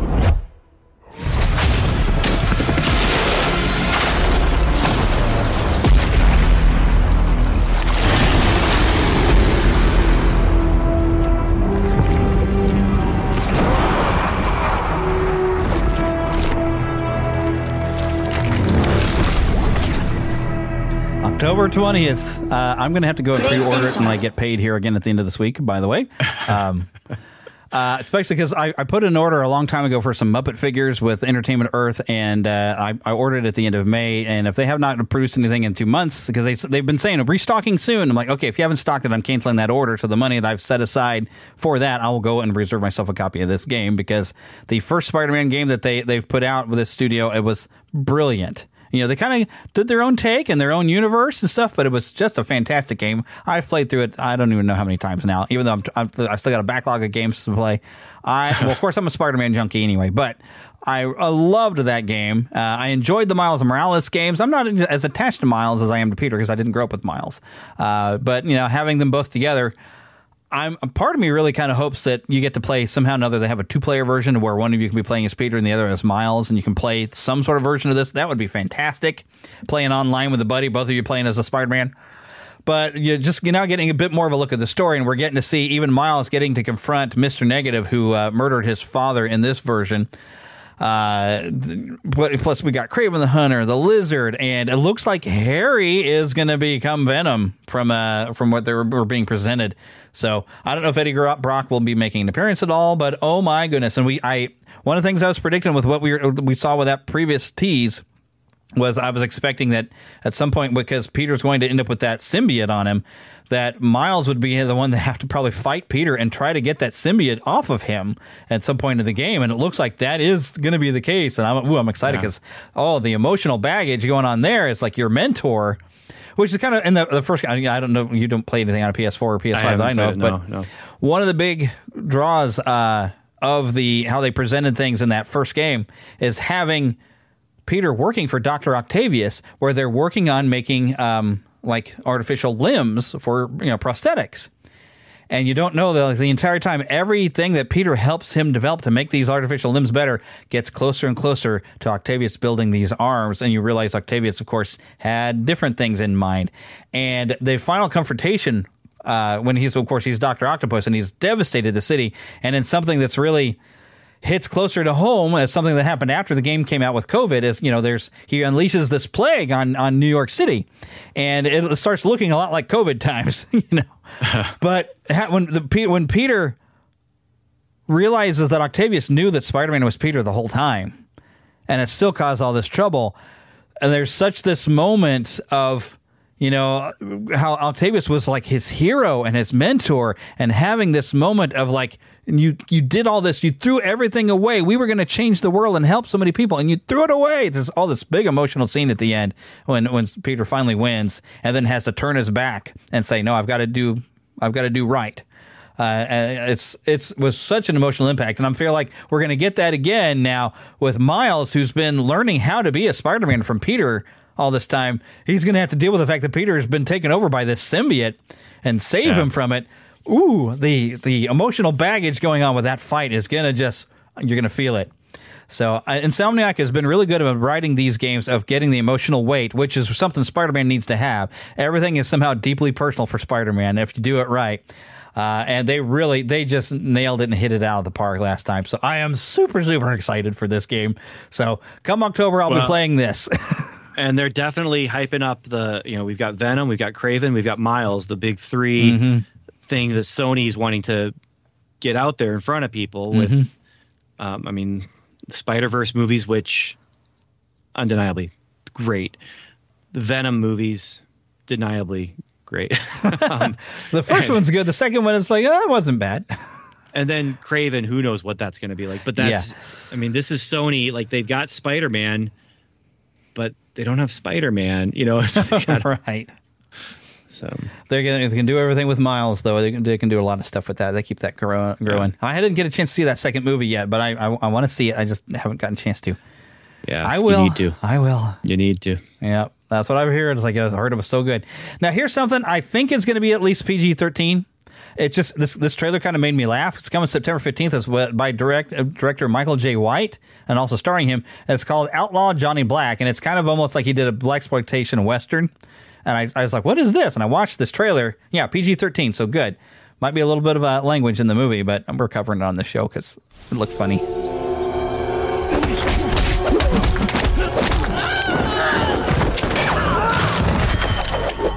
I've been trying to tell y'all Brett Clayton's coming to rob your bank. Listen up and shut up! And I came to put a bullet in him. My name is Johnny Black. I am no gentleman and I am no preacher. I thought I would join you for breakfast. Hallelujah. That man is not what he pretends to be. Didn't the Bible say to turn the other cheek? I don't know. I mean, probably. Yeah. I said stop. Stop me. But it also said you could hit a bully with a slingshot, and this here's mine. I'm crack shot, Bob. Well, now you just shot. I think ain't no preacher at all. False prophets rose among the people. You know this vile man, Reverend Fairman? Reverend Fairman? I'll be Reverend Fairman, and you'll be my deacon. Now, why in God's name would I agree to do something like that? There's oil been found on the property. Ooh, hallelujah! Now, this town is about to come into a whole heap of money. We must arm ourselves and prepare for the worst. Well, I'd rather die on my feet than live on my knees. Let's go. I say a life worth living is a life worth defending. I was beginning to think I lost you to another woman. If you have unforgiveness in your heart, then you are shackled to your past. Put me down! Say, turn it loose. Turn it loose. Turn it loose!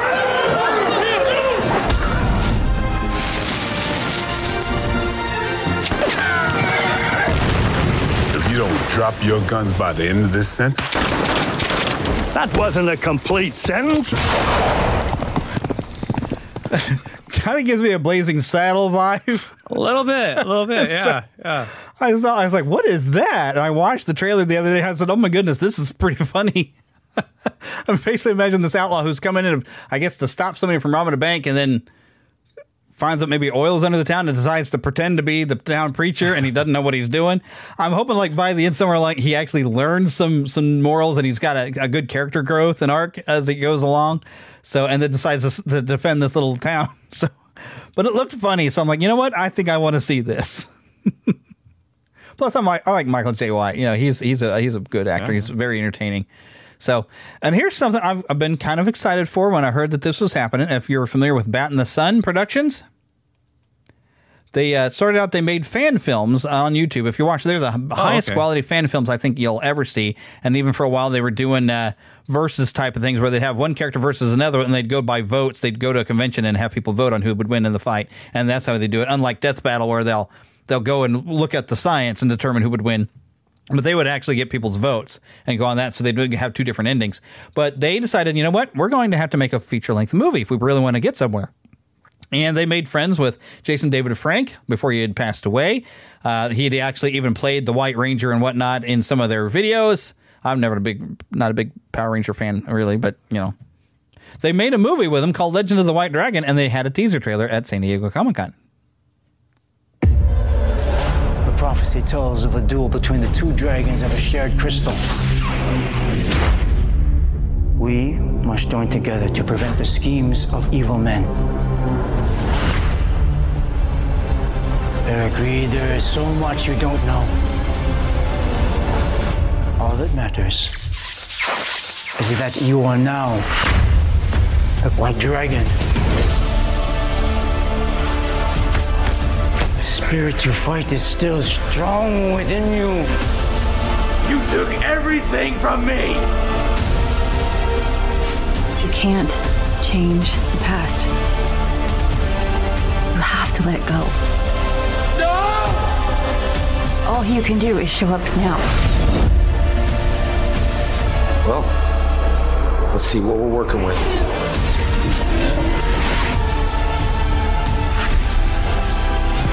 Where is Eric Reed?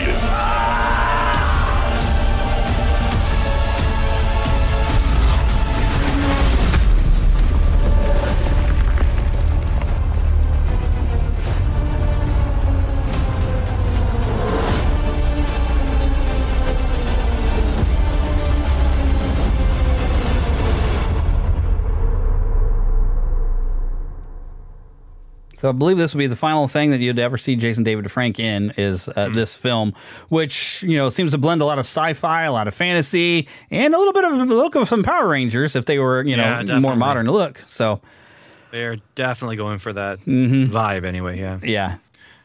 I'm interested. They got my attention. I don't know what the heck's going on with this thing, but I was like, you know, that kind of looks cool. Bat in the Sun makes very, very interesting little shorts and fan films that they got potential to make something really good. And here's something I just found out about today, coming to Apple TV Plus. Strange Planet, a series. Our world wasn't the only one where existence is absurd. Please refer to the danger menu for tips on how not to die. If your seat is in the peril row, you must help us take the machine apart. Your reward is more legroom. 1 jitter liquid, please. Would you like to jitter for 1, 2, or 5 hours? Describe your current level of activity. 90% below average. Give me that mild poison! 1, 2, 3. I'll let you two talk while I go over here and pretend not to listen. Irony. Is that irony? I'm never sure. This is the adventure we live for! Tiny trash. The bad moments will pass. Even the good moments will pass. That's what our existence is all about. Wow, you licked me inside the mouth. This is disgusting. And it's perfect. So I'm not sure how you make this into an animated series. It's coming August 9th, so I'm soon to find out. But Strange Planet, if you've read these, seen these on the internet, they're really, really creative, and they kind of take a look at the human existence through weird alien characters. And refers to them as beings and stuff like that. He comes up with like weird sci-fi or scientific versions of calling what we know in the regular world, so he can make little jokes about it. It's all about lampshading. It's all about just calling out like the phrasing. Here's the interesting thing about this for me, anyway, is the creator of that is my high school Bible teacher's son. That's so fun. Yeah. So I never actually met him. I don't know him, but his father was my Bible teacher, and I mean, it doesn't surprise me that that's the kind of humor, because my Bible teacher, he was all about puns, he was all about wordplay, and it was also cool because we actually, even in his class with only like 1 or 2 people in the school, well, I guess 3 people in the class that I know of who were into Star Trek, but he used Star Trek as a launching point for some philosophical questions that he talked about, and yeah, it was cool. Yeah. So anyway, I've got at least the first book that he published. I do have that one. I believe his name is Nathan Pyle, isn't it? Yeah. Yes. Yep. But yeah, it's very, very funny. Even some other stuff he's drawn. His Instagram is kind of fun because he has fun with like pigeons in New York. Follows them around and films them and makes jokes about the pigeons sometimes on his Instagram. It's just ridiculous stuff. Plus a lot of fun cartoons he'll post up on his Instagram, but a lot of fun. So I'm kind of looking forward to see what's going on with that. But my goodness, this is going to be a long show because we're like an hour and a half in, and we've crossed the halfway point, but we still got a movie review, and I'm going to probably be on a soapbox for a little bit of this. But here we go. Okay. Want to see a movie? Yeah. Any good? It was bad? I'm fuzzy on the whole good-bad thing. My eyeballs could have been sucked from their sockets. I like it a lot. The best movie ever made. A Fandom Nexus movie review. So I'm a little behind on this movie, but I finally got a chance. Me and my wife went out last weekend to go see Sound of Freedom. We brought some napkins in there because my wife was like, my wife can cry at anything. And she's like, okay, this is going to be a crying movie. But this is a movie that it's become kind of controversial. But the interesting thing is the groups that try to stand against this movie, you can trace them to where they've had some problems of the particular crime that this movie will go against. For example, Disney originally had rights to it because Fox had made this movie. So Disney acquires Fox and they shelf the movie. And not too long after that, you had an entire ring of traffickers that were cast members at Walt Disney World. Some other opposition they had, of course, Netflix wasn't sure they would make money. I don't know what other excuses and everything. So finally, Angel Studios says, hey, we can release and distribute this. Angel Studios, of course, the studio that's grown they've got a bit of a budget now to work with because of working on The Chosen, which was crowdfunded initially, but now, people are able to purchase merchandise of The Chosen. It's really caught on. And the CW is even now finally airing the series, which even though I think they're up to 3 seasons already, I'm behind on that, but it's a good show. And so Angel Studios was finally able to put it out, but they've gotten criticism from CNN and Rolling Stone, which I've seen even videos kind of pointed out. So by the way, here's a CEO of Rolling Stone. He was busted for having certain content on his computer. Some of the producers of CNN that are trying to, behind the complaints they're making, they were being investigated on being parts of this. This movie even points out because this is going to go on YouTube, I'm going to try to lightly address what this movie is talking about. But this is a most heinous type of crime, and it is a form of slavery. We'll put it like that. Slavery still existing that has currently more slaves than we ever had when slavery was supposed to be legal. And it is I think they say at the end, it's like a $15 billion a year industry. There's a lot of people who have the hand in the pocket that are making money off of this, and it's disgusting. And so here's a movie based off the true story of a man named Tim Ballard who used to work Homeland Security. And I've pulled up or their website. They wanted to go through. So, here's what stuff that's true that you see in there, and here's what we kind of made up just to make it an interesting movie. And a lot of the events that you see in there, rescue operation on an island, Colombia, is that their official really happened. website there? Yes, this is part of their. Funny. Because it's through Operation Underground Railroad. That's Tim Ballard's organization, where they are actively going out and rescuing these children. And you can't participate. They got a shirt that's a line from the movie. That when the line is delivered, it hits you right here. It is God's children are not for sale. And I want that shirt. And, of course, the funding of that shirt goes to them and helps in their efforts to rescue these children being trafficked like this. But they tell you some of the stuff that's true. There is a rescue operation that happens on an island, Colombia, that is based off an actual true event. Something called Operation Triple Take, which Tim Ballard has said on some of his stuff on YouTube that there's a documentary about this entire operation that they are, I forgot what it's going to be called, but it is going to be out, the full just documentary. But this is something that is depicted in the film. It's the first major rescue that he does. And we also see an event at the kind of beginning in the movie where he rescues one little boy. He says, no, that's based off of a real little boy who gave him this little thing, and had a verse from Timothy. I forgot what verse he says it is. Maybe it's marked somewhere, but someone pointed out to us like, hey, Tim, this has your name. There it is, 1 Timothy 6:11, and the words man of God inscribed on it. And I've watched some Tim Ballard video where he shows, here's the real necklace. I still have this. So there's something, there's the children you see are based off of real children that have been rescued. There's a villain in there. It's based off a real woman who they try to demonstrate to you how this grooming and trafficking really happens in a disturbing scene in the beginning, because you understand what's going on and you see the father has no clue what's happening. But it's truly disturbing because you kind of get the idea of like, uh-oh, at the beginning of the movie. And so a lot of the plot revolves around these two kids that get caught up in something in the beginning, and it will not rest until the end where he's rescued both children, because he gets the little boy first. And they did invent, like the second half of the movie is invented where he goes after and manages to save the little girl, because he was not involved in that. And but it is an exciting bit of intrigue there for the second one, where something happens in the movie that did not happen in real life. But there's like the one only instance of any violence in this movie, and I love the way it's presented. It's very tasteful and very tactful. You get the idea of what's happening to these children, but you're never going to see anything. It's never even going to get too close. And even when there's a bit of violence where he's trying to save this girl, he has to take this guy out, but he sneaks up behind the guy and he signals to the little girl, shut your eyes. And when we see this, we see it through her eyes, where she's closing her eyes, but every once in a while she opens her eyes just a little bit and sees him fighting with this guy. So, I mean, they even try to keep violence levels, because this was more about the message of that this needs to stop.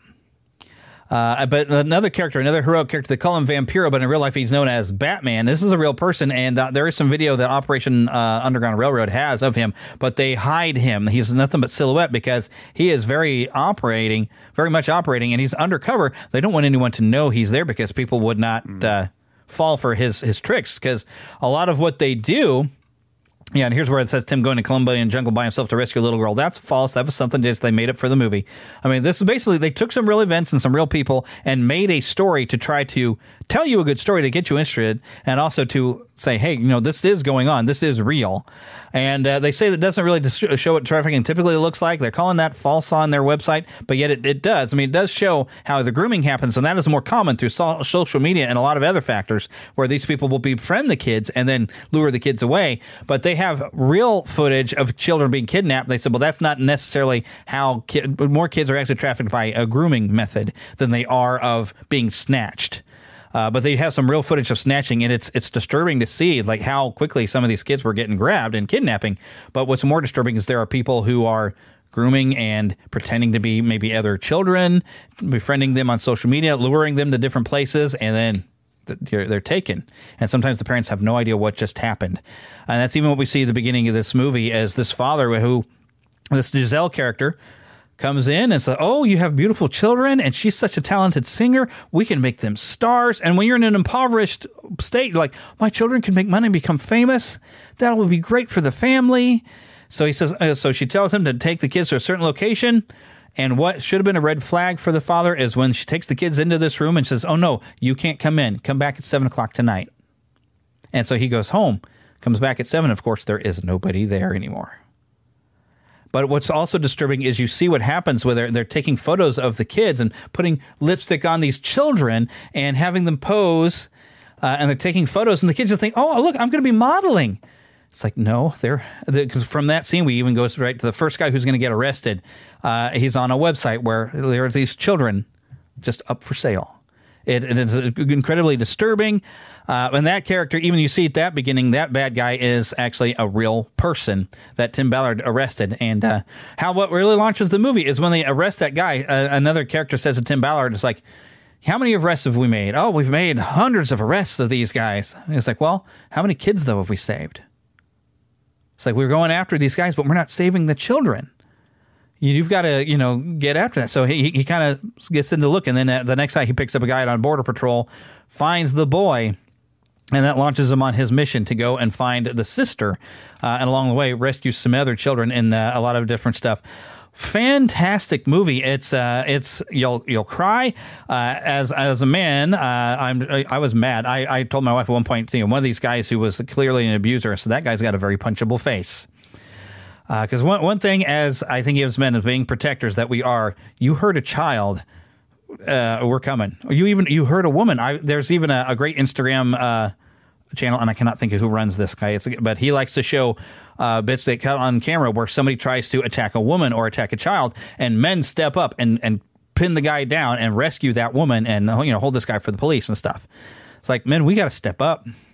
We should be protecting people. And I know there's the feminism supposed to be telling us like, oh, we don't want to be the little damsel in distress. Like, this is real life, and stuff happens to you. You are it can be in danger in certain locations, and we should be stepping up to protect our families and our friends, and even just strangers that we see need help, whoever they are. If you see another guy who's suddenly being attacked and robbed, go try to help. I mean, find a way. I mean, it can be a dangerous thing to try to help, but it's just. We should step in and protect each other, all of us, I think, because women can be very protective as well. You don't mess with the mama bear, Right. I mean, so, yeah. And that's, I think it kind of brings up a point. Like, we can find a way to help, and sometimes it's by donating money or telling people this movie. There's a good message at the end behind Jim Caviezel where he's saying, here's the link. We just want people to see this. This story can make change, like Uncle Tom's Cabin did to change slavery and end things. It's like, this is what they hope this movie's to be. It's like, this slavery is still going on, and we need to get more people to say, hey, look at this. It's like we know it happens, but we don't think about it. But it's like, here it is, going to be in your face, and how awful this is, and we can do something about this. So this is that's kind of the message of the movie. and it does portray it very great. There is a little bit of stuff that I kind of laughed at, that because he tricks some bad guys into giving up stuff, and also gets rid of they're thinking they're untouchable because they have a guy who's a lawyer who, he comes to jail with us, and he turns them against each other. So the way he outsmarts and captures some bad guys while he's trying to save the children that they're getting, you kind of laugh because you're like, ha, bad guy got tricked, And it's really about cleverness and intrigue. It's a well-told story, and it'll hit you in the guts. It'll hit you in the heart. It's heavy, but yet light enough because you're presented with hope that this can change and this can be stopped and we can save these kids. And this organization, and there's other organizations like that out there that are out there protecting the kids. And so, I mean, this is an important movie, and this, this to me shows what real masculinity is supposed to be like, where we should want to help and protect. And even one of the things I do at my job at a television station, we do the salute the badge, where we go and we sit with the police officers and and firemen and stuff like that. And we ask them, okay, why do you do what you do every day? Even though being a police officer can be a dangerous job, but why do you do what they do? And they said it's a calling. You have to want to protect people. And now, not all of us have that same level in us like a police officer would of what we're going to do to step up to protect. But in some fashion, we will always, that's even the theme that goes around in this movie. It's like, well, what if it was your daughter?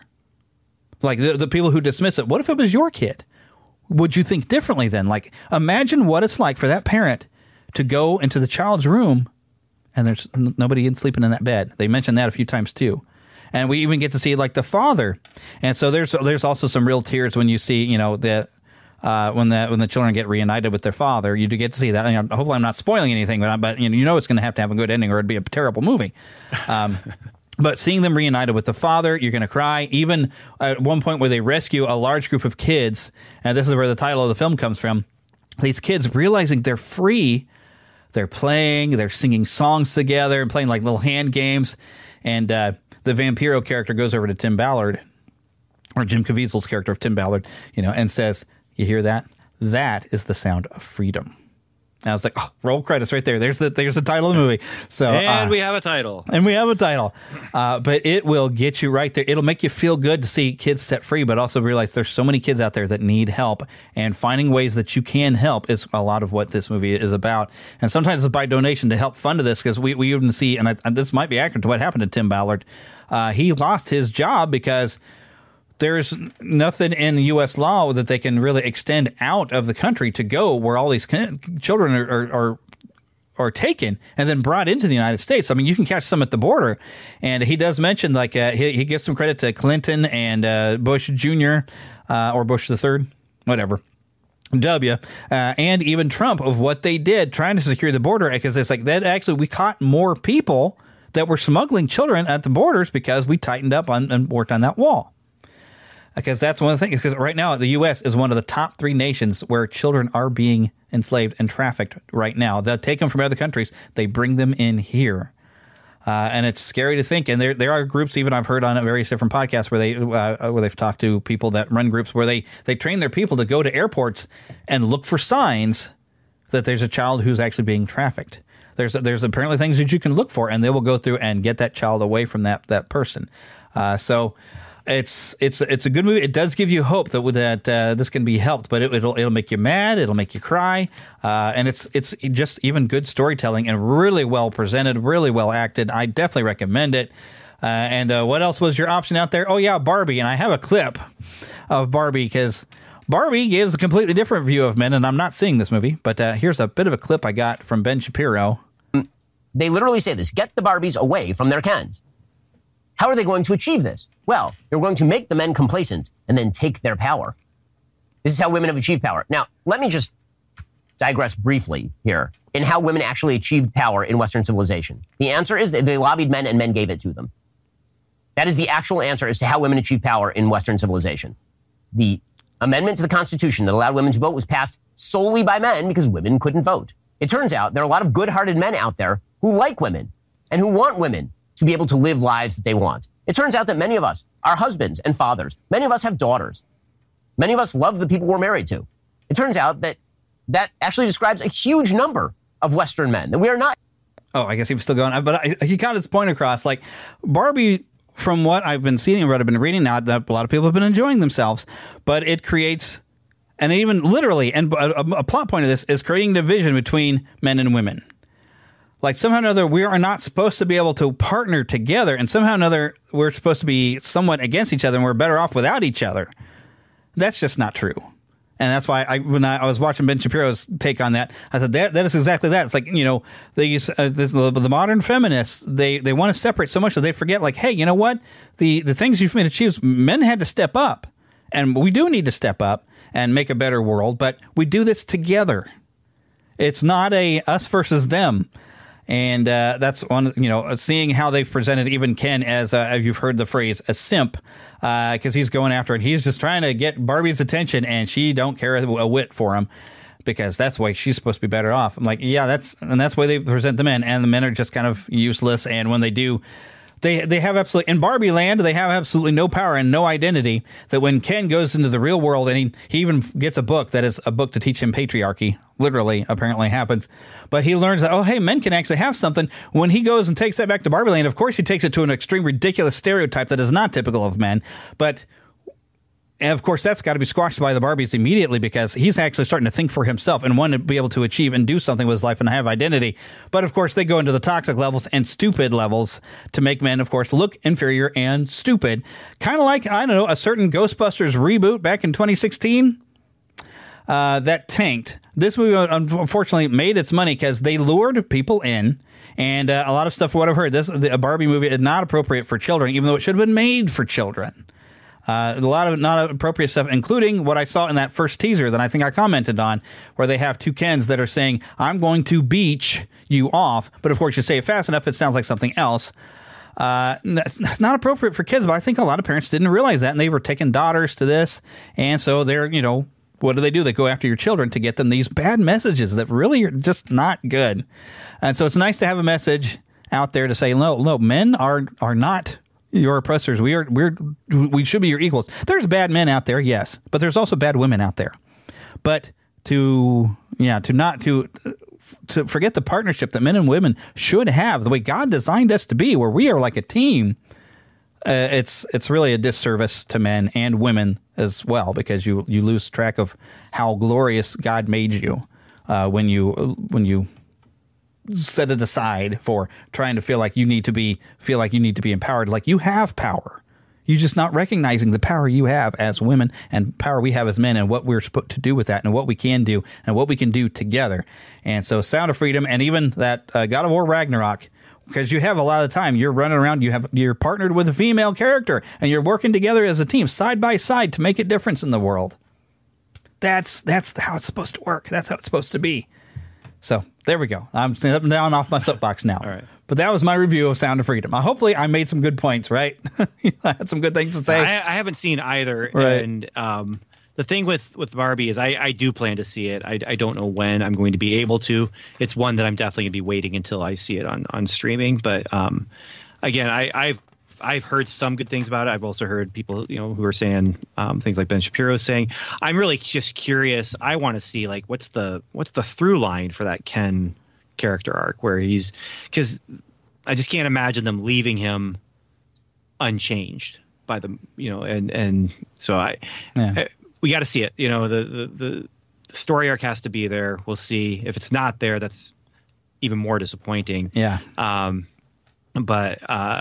Because the other thing is, with having daughters and having a wife and having women in my life that I love, like I do see, like, there are bad things for women in this world. Mm-hmm. There are people who do oppress, and there are people who do, and it can be, it's men and women. It's but you have the like you said, I think you put it really well when you're talking about, like, we are a team. And it's not just a men and women thing.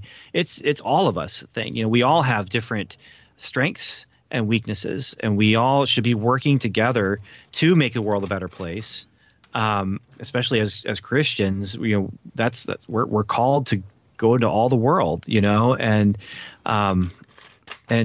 help people. Like, we're called to love your neighbor, and we're called to do all these things. And we need to be doing it together. We need to recognize, that person over there who really annoys me, you know what? One of God's children. Yeah. And we and that person, they may be really annoying, but they also may have some really great strengths that I'm missing out on because I'm dismissing them, and So anyway, the thing I'm curious about The Sound of Freedom is it sounds like they walk the line pretty well between it's a Hollywood movie, so there has to be the fictionalized stuff, and it's a true story, so there has to be the true stuff. And I heard Roger Ebert say one time, and I like this kind of definition. When you're talking about any kind of true story, there's two ways to go it. And one is emotional truth, and the other is historical truth. And the unfortunate thing is with emotional truth only, where it's like bringing out like, this is the character, this is what he wanted to do, this is his motivation. But then he becomes Rambo or whatever, and that's not true. But the emotional truth is there for what was motivating this guy in real life. And then you also have that where the historical truth can be really boring because, you're just the facts. And so I have been curious. And that website, I want you to send me that link actually, if you could, because don't ever forget. I had heard people say like, this isn't the way it all happened. And I love the fact that it's like his own website, it's them saying, hey, here's all the things Hollywood got right and didn't, So I had to laugh at that headline because it's perfect, that's. And Tim Ballard did even it might be an audio podcast as well, but he's got a YouTube channel where he's got a podcast, and his first episode where he's showing the artifacts, and he shows a book that's featured in the movie and all this different stuff. He says he was involved in the entire movie. And he said the one thing he wanted to make sure is like, don't make me look like more of a hero than I am. So you keep it down. And it's as even the thing where it's completely invented where he goes solo because that's, he's kind of undercover in how things happen. I won't tell you how he ends up by himself trying to save that little girl out of a really bad place. He doesn't go in there, Rambo. He's going in pretending to be a medical doctor, and he has to sneak her out and run. It's not like action hero, da-da-da. Not at all. Even though when you look at Tim Ballard, I mean, he's, former Homeland Security. He is a big muscly dude. But still, it wouldn't have made sense for him to go and take on a bunch of Nicaraguan rebels to save one little girl. That scene is emotional truth, where it's like this is what he was doing, but it's that and emotional truth is more maybe a better way is metaphorical truth. Yeah. Where it's like, but the unfortunate thing is then people take it as literal fact when they see it in the movie, and so anyway, that's something. The facts are impressive enough, though. Yeah.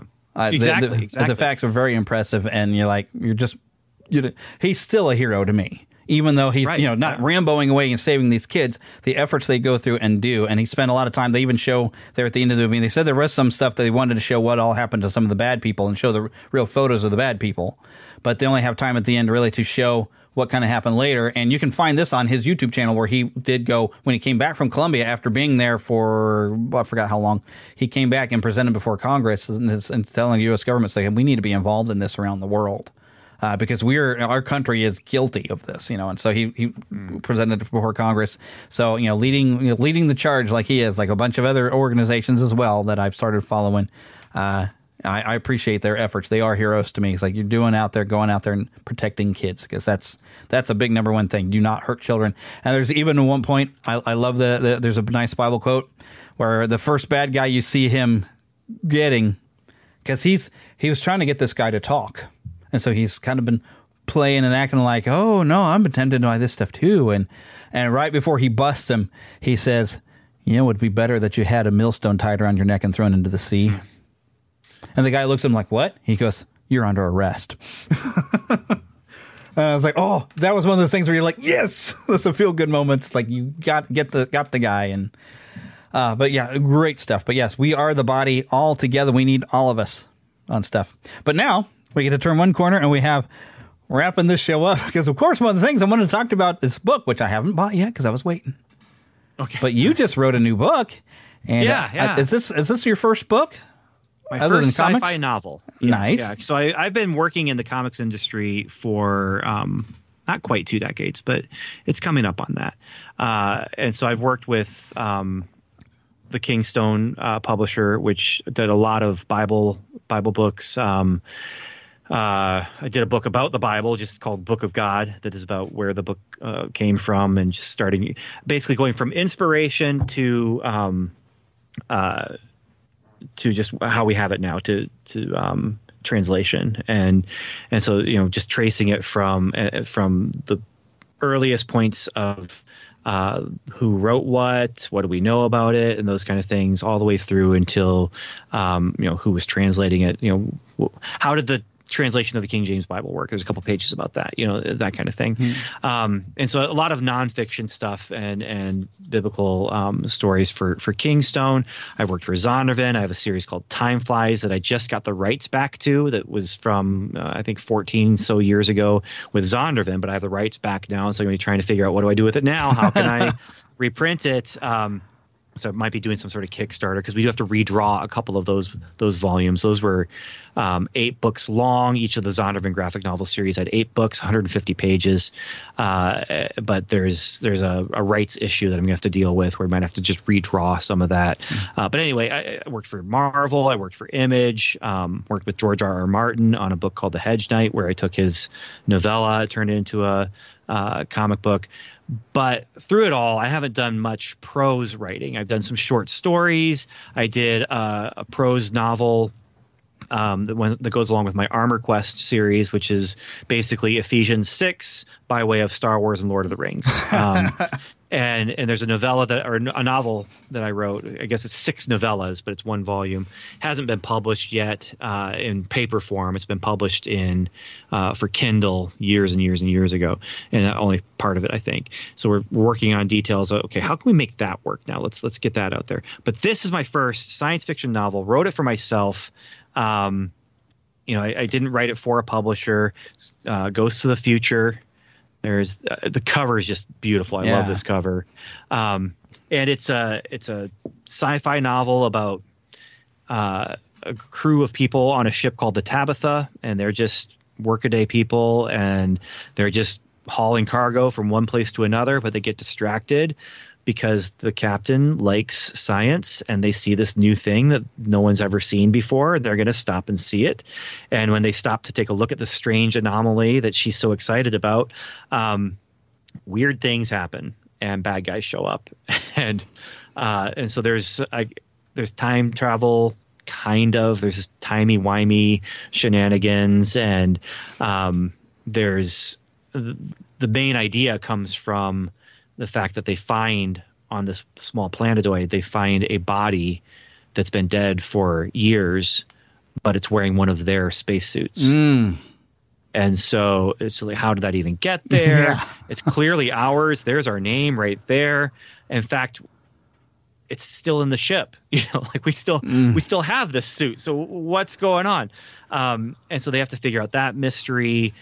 Who is it in the suit? How did it get there? How are we going to escape these bad guys who managed to attack their ship and almost shut them down? And so it's just the novel. I say it's the novel I wanted to read. And so I've been reading a lot of. I've always been a fan of classic sci-fi, and I mentioned the Asimov Foundation trilogy. I read that in high school and reread it again just about a year or two ago. But I've always just been a fan of that style of writing and those kind of old school pulpy, just the old school pulp science fiction kind of stuff. Oh goodness! Wow. And so I love that stuff. I enjoy that stuff, and when it was there was a creative crossroads in my life where the working jobs that I had were drying up. I had my full-time job, which was great. I have a full-time job as a children's pastor, but my freelance jobs were drying up. And so then it's like, what do I do with myself? How do I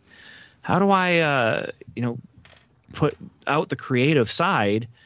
And I realized, okay, so if I'm going to not be paid to write anyway, why not write, Sure. and just do something fun for myself. Yeah. So I'm working on a sequel right now, but it's, you can find it at benavery.com. You can find it on Amazon. If you go to Amazon, you can get it paperback for, I believe it's $14.99, or Kindle for $2.99.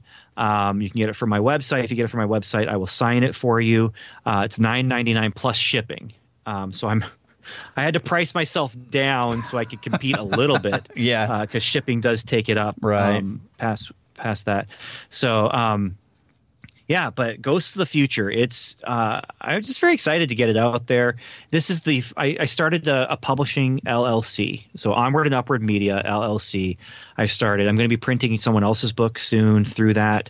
We're working on an anthology that I'm so excited about. I have 23 of the 28 stories in already as of today. The hope is to get it out before Black Friday, so it can be out for all the people who worked on it, can give it away as a Christmas gift.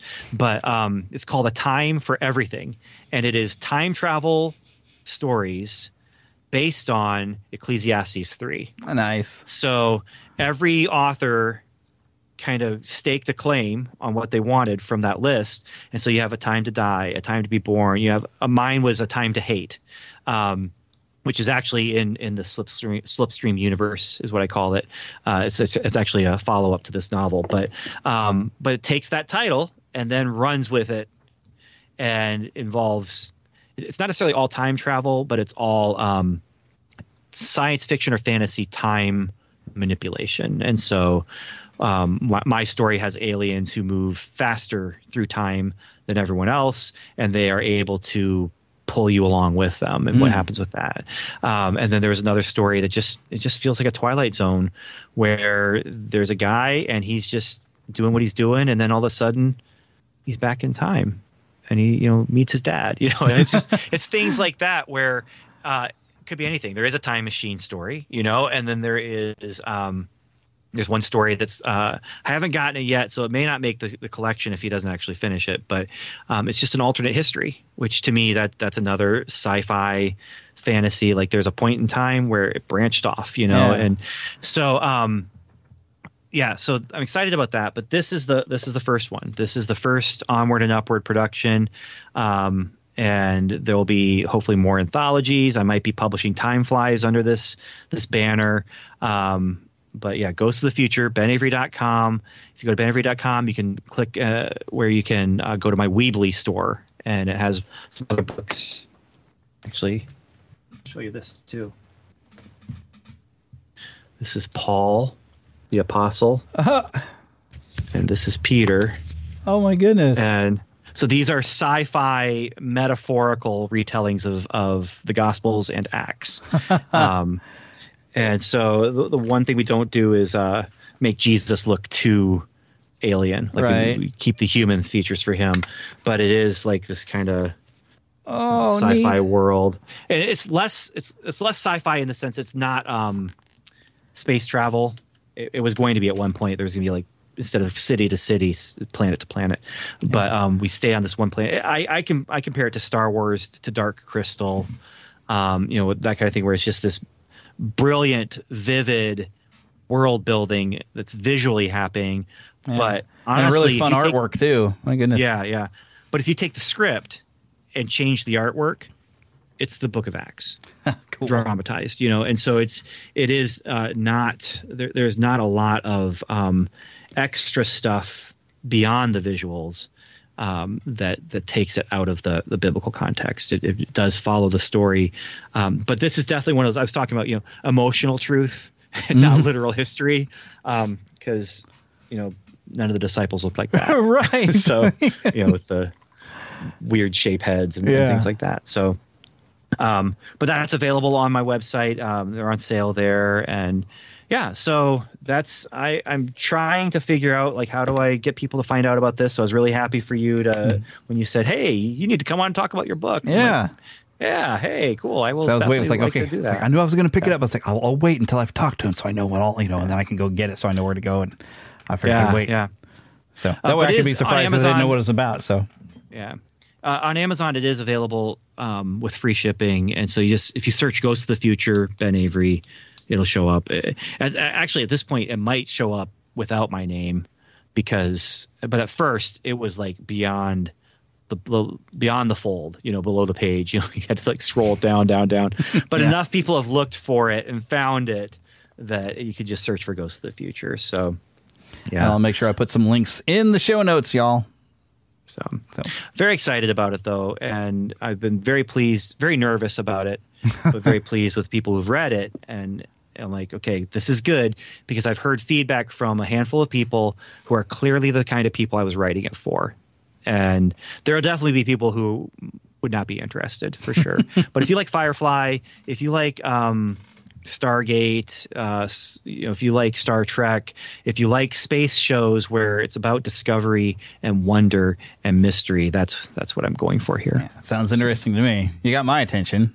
So nice. Thanks. I need to read more. I have a bad habit of collecting books and never getting around to reading them. I like the last one I was working on. Do I still have it in here? But I went ahead and I had Gary Wolfe, creator of Roger Rabbit, on. I guess it's been about a year ago, and I've gotten nearly all of his books, and I read his first one. And Who Censored Roger Rabbit? That was the basis for Who Framed Roger Rabbit. Very different story. Mm-hmm, that's what I've heard. I started reading because he wrote a later book that's actually supposed to be a lot more of like an in-between. I think that was Who Whacked Roger Rabbit. I started on that one because I've already read Who Plugged Roger Rabbit back in school, but I don't remember much of it, so I bought a copy of that one as well. But I started like reading, and then I'm like, I fall off. I'm like, I need to actually just sit and read. And I had the opportunity. I probably should have sat and read more when my power was out there this last weekend, but it's hard to read in the dark. That's true. So I could have been trying to read by candlelight, and I think I did. I broke out the Action Bible comic book because I have that complete hard book. So I was using the light like on Saturday during the day. I'm like, okay, I need to read. I need to read something that's a Bible here. So I figured, okay, big pictures. Put my glasses on. I just lay there, use the light that comes in behind me in my bedroom, and like I can actually read this. So it was good to read. So yeah, I need to sit and read more. Especially, I actually had something I wrote years and years ago that I really need to get back to, and then kind of almost do a full not a full rewrite, but just kind of take and look at how I was doing. Because I had planned I wanted to do at least a trilogy, if not a series, on this idea that I'd had, and it would be nice to try to publish it. I was trying to figure out a way where I could have a gospel message without hitting somebody over the head with it. Mm-hmm. And I feel like there's parts of it that it's like I wanted people to get it so much that I feel like I might have turned a little bit. Because I wanted a story that was taking place in our world, but maybe the hidden parts of our world that we don't pay attention to. And I imagined a world that's underneath it that's a bit steampunk.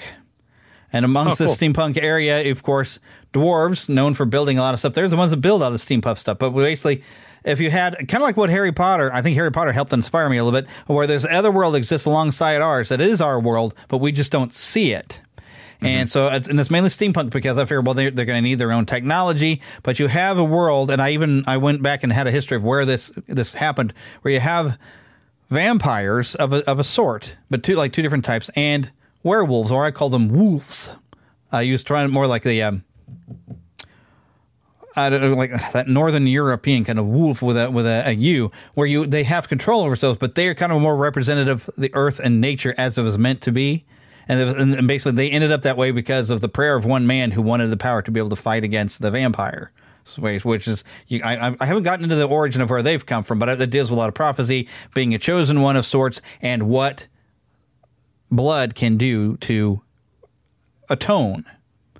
So I've got where there's a gospel message in there, but I wanted people not only just to see what I'm doing with the concept of blood in this, but also get that I'm trying to point to something else because, and I have the wolves, of course, have their own names for stuff, but they basically are worshiping Yahweh and Jesus, but they call him Eli instead. So I'm like, all right, I want you to get who I'm talking about, but I don't want to come out and say Jesus, but Eli is another name for God. So I go from that and say there's blood and sacrifice there that is redemptive. So I was trying to get that without beating somebody over the head. And I don't know how well I did it, and I need to get back in and rewrite it because I had thoughts. I wanted to study up like an opening scene for the sequel book. I really wanted to get into have the sirens involved in I wanted to learn a little bit about like crab fishing and boats and everything, and have maybe these crab fishermen that why it's so dangerous isn't so much that it's a dangerous job, but these sirens keep coming out. So anything mythological or whatever, I wanted to be able to pull in and have no, this really has existed. I was even going to allow for St. Nicholas, because he's a real historical figure, but how come the whole concept of Santa Claus has continued even though St. Nicholas has passed away a long time ago? Well, because there's elves, but they're not little, they're full tall elves, and they do happen to live at the North Pole. And my second book was going to be my main character learning and being trained by the elves because he needs to learn to fight and he needs to learn my science magic, where I was going to say, if you have faith in my mustard seed, you can cause the right elements to combine to create fire. So I was going to try to do a faith-based science magic, and so I had all these ideas, and I just kind of got stuck. But maybe I need to come back to it. And that's with this. There's nothing to it but to do it. You know, like that was the whole thing with this. Was like, I haven't been doing anything, and what am I going to do? And I just need to do something. And I know I had this idea a long time ago and this other idea over here, and I kind of brought them all together. The other thing I do want to make sure people know, this is the beginning of potentially a series about these people. But the idea is each book will be self-contained, like an episode of Star Trek The Next Generation, where it's like, it's not that they change by the end of, like, they'll still go through character arcs and that sort of thing. But when you sit down to read one of these books, you're getting a full story. It's not just setting up a sequel. It's not ending on a cliffhanger, which when I read, if I know you and I like you, I'll read your book even if I know it's going to be a cliffhanger. And so that's on my YouTube channel. There's a couple people where I've reviewed their books and it ends on a cliffhanger and it hasn't, the next one hasn't come out yet. If I don't know you, I'm probably going to stay away from your book until I know that there's an ending. But with this Ghost of the Future, it has a definite ending, but it also sets thing up with, here's the crew, here's the ship, and there'll be a rotating cast as I bring in, you know, people leave the ship, people come on the ship. But each book will be its own story, and that's, you know, starting here. So and that's one of the things. I mean, you can continue that on with the mystery of finding that uniform and that dead body. It's like, okay, have we really avoided that fate at this point? So that could be like a continuing thing. I don't know. I am not going to say anything. Yeah, don't say nothing. But I was like, question, because that could be resolved in one book, or that could be kind of a long-standing. Like, did we really resolve it? Sort of like X-Men, where they're trying to avoid Days of Future Past, and they don't know if they've really ever truly avoided that fate. It's like, let's it could just put still it this happen. way. I know the final book in the series that I want to write. If it never gets written, nobody's going to know, nobody's going to care, because this exists and it's done. There you go. But there is some follow-up that I could do that, it would be... Yeah, that's definitely an intriguing we'll idea see. that could be explored. So I'm like, ooh. Because how scary would that be to be like, is that me? Did something bad happen? Do we know? It's funny because one of the characters, he's the doctor for the ship, and he's looking at it. And he's like, well, I know it's not me. Well, how? Well, he doesn't have any eyes. I have a cybernetic eye. This is going to last longer than I ever do. And if it's me, it'd still be in there. It'd still be working. So there is that element. But then when they do finally figure out who it is, it's this like, oh no. Like, and they even start mourning before it even happens, because they realize, okay, and that's where it does get into questions of, can you avoid fate? Is destiny written for you? So anyway, it gets into some of those big ideas. And interesting. Like I said, it's the kind of science fiction book I would like to read, and I was very happy that I was able to write it and get it out there. So we probably better wrap this up, because this is about 2-hour show now. We were gone over 2 hours. Yeah. That's become a habit. Well, when I didn't get a show out last week, was a pretty long episode. Yeah, that was, I think, 4 hours. That was that's trying to cover an entire year. It was pretty long. So many people that died. But of course, my word, I remember that. It's a marathon. I don't know if I warned you very well, but it's a marathon doing that type of show. I haven't been keeping my notes up for this year. But anyways, we want to thank Karen Kennedy, Ricky Pope of Christian Nerds Unite, and Darren Wilhite of the Wilhite and Wall Show for helping out, of course, with the opening of the show. Remember, you can email us at podcast@neverlandpodcast.com. Follow us on Twitter. We have a Facebook page and a group. I've been having some Facebook troubles. They're having some technical issues, and I've actually been restricted now for unknown reasons, which apparently is technical. But I still have a group, and you can interact with us all right there. More interaction probably in the group than the other. Also, make sure if you visit neverlandpodcast.com, you'll find links right there for a wonderful service if you happen to have a podcast. My podcast reviews for a very minimum fee, and there's about to be a massive update. I don't know what all Daniel's working on, but he's got something cool happening there. But you can get all of your reviews sent to your inbox and email, and you can even publish them to your website. It's a really nice service and very inexpensive. It's a great deal. And while you're at neverlandpodcast.com, don't forget, you can become an official Lost Boy or Pixie. And why do we have Pixies? Because girls are too clever. They don't get lost. So become an official Neverlander, and don't forget, you can donate through our Patreon, patreon.com/NeverlandPodcast. You'll find that link directly on our website. Also, links for our store where I have lots of fun designs. I even have a bunch of designs I have not gotten published where you can get them on shirts, you can get them on mugs, you can get them on like phone cases, all kinds of fun stuff. And I have a whole line of different things of defining biblical love, or what love is. Started actually when I had Phil Lawler on here from Adventures in Odyssey, one of the writers. But I have a bunch more ideas that they will get put up there when I finally get a chance to get these other designs on the website. So yeah, go to the store. That's really how you help making this show happen.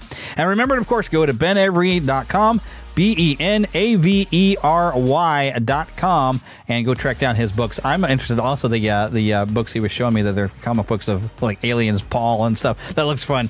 So I'm definitely interested in checking those out as well. And of course, the name of the book was, what was it? Ghosts of the Future. Ghosts of the Future. Okay, I was thinking the future, the past, or I knew it was a time thing. My brain goes out real fast. All right, but as we say in every episode, get lost in an adventure, and we'll see you next time.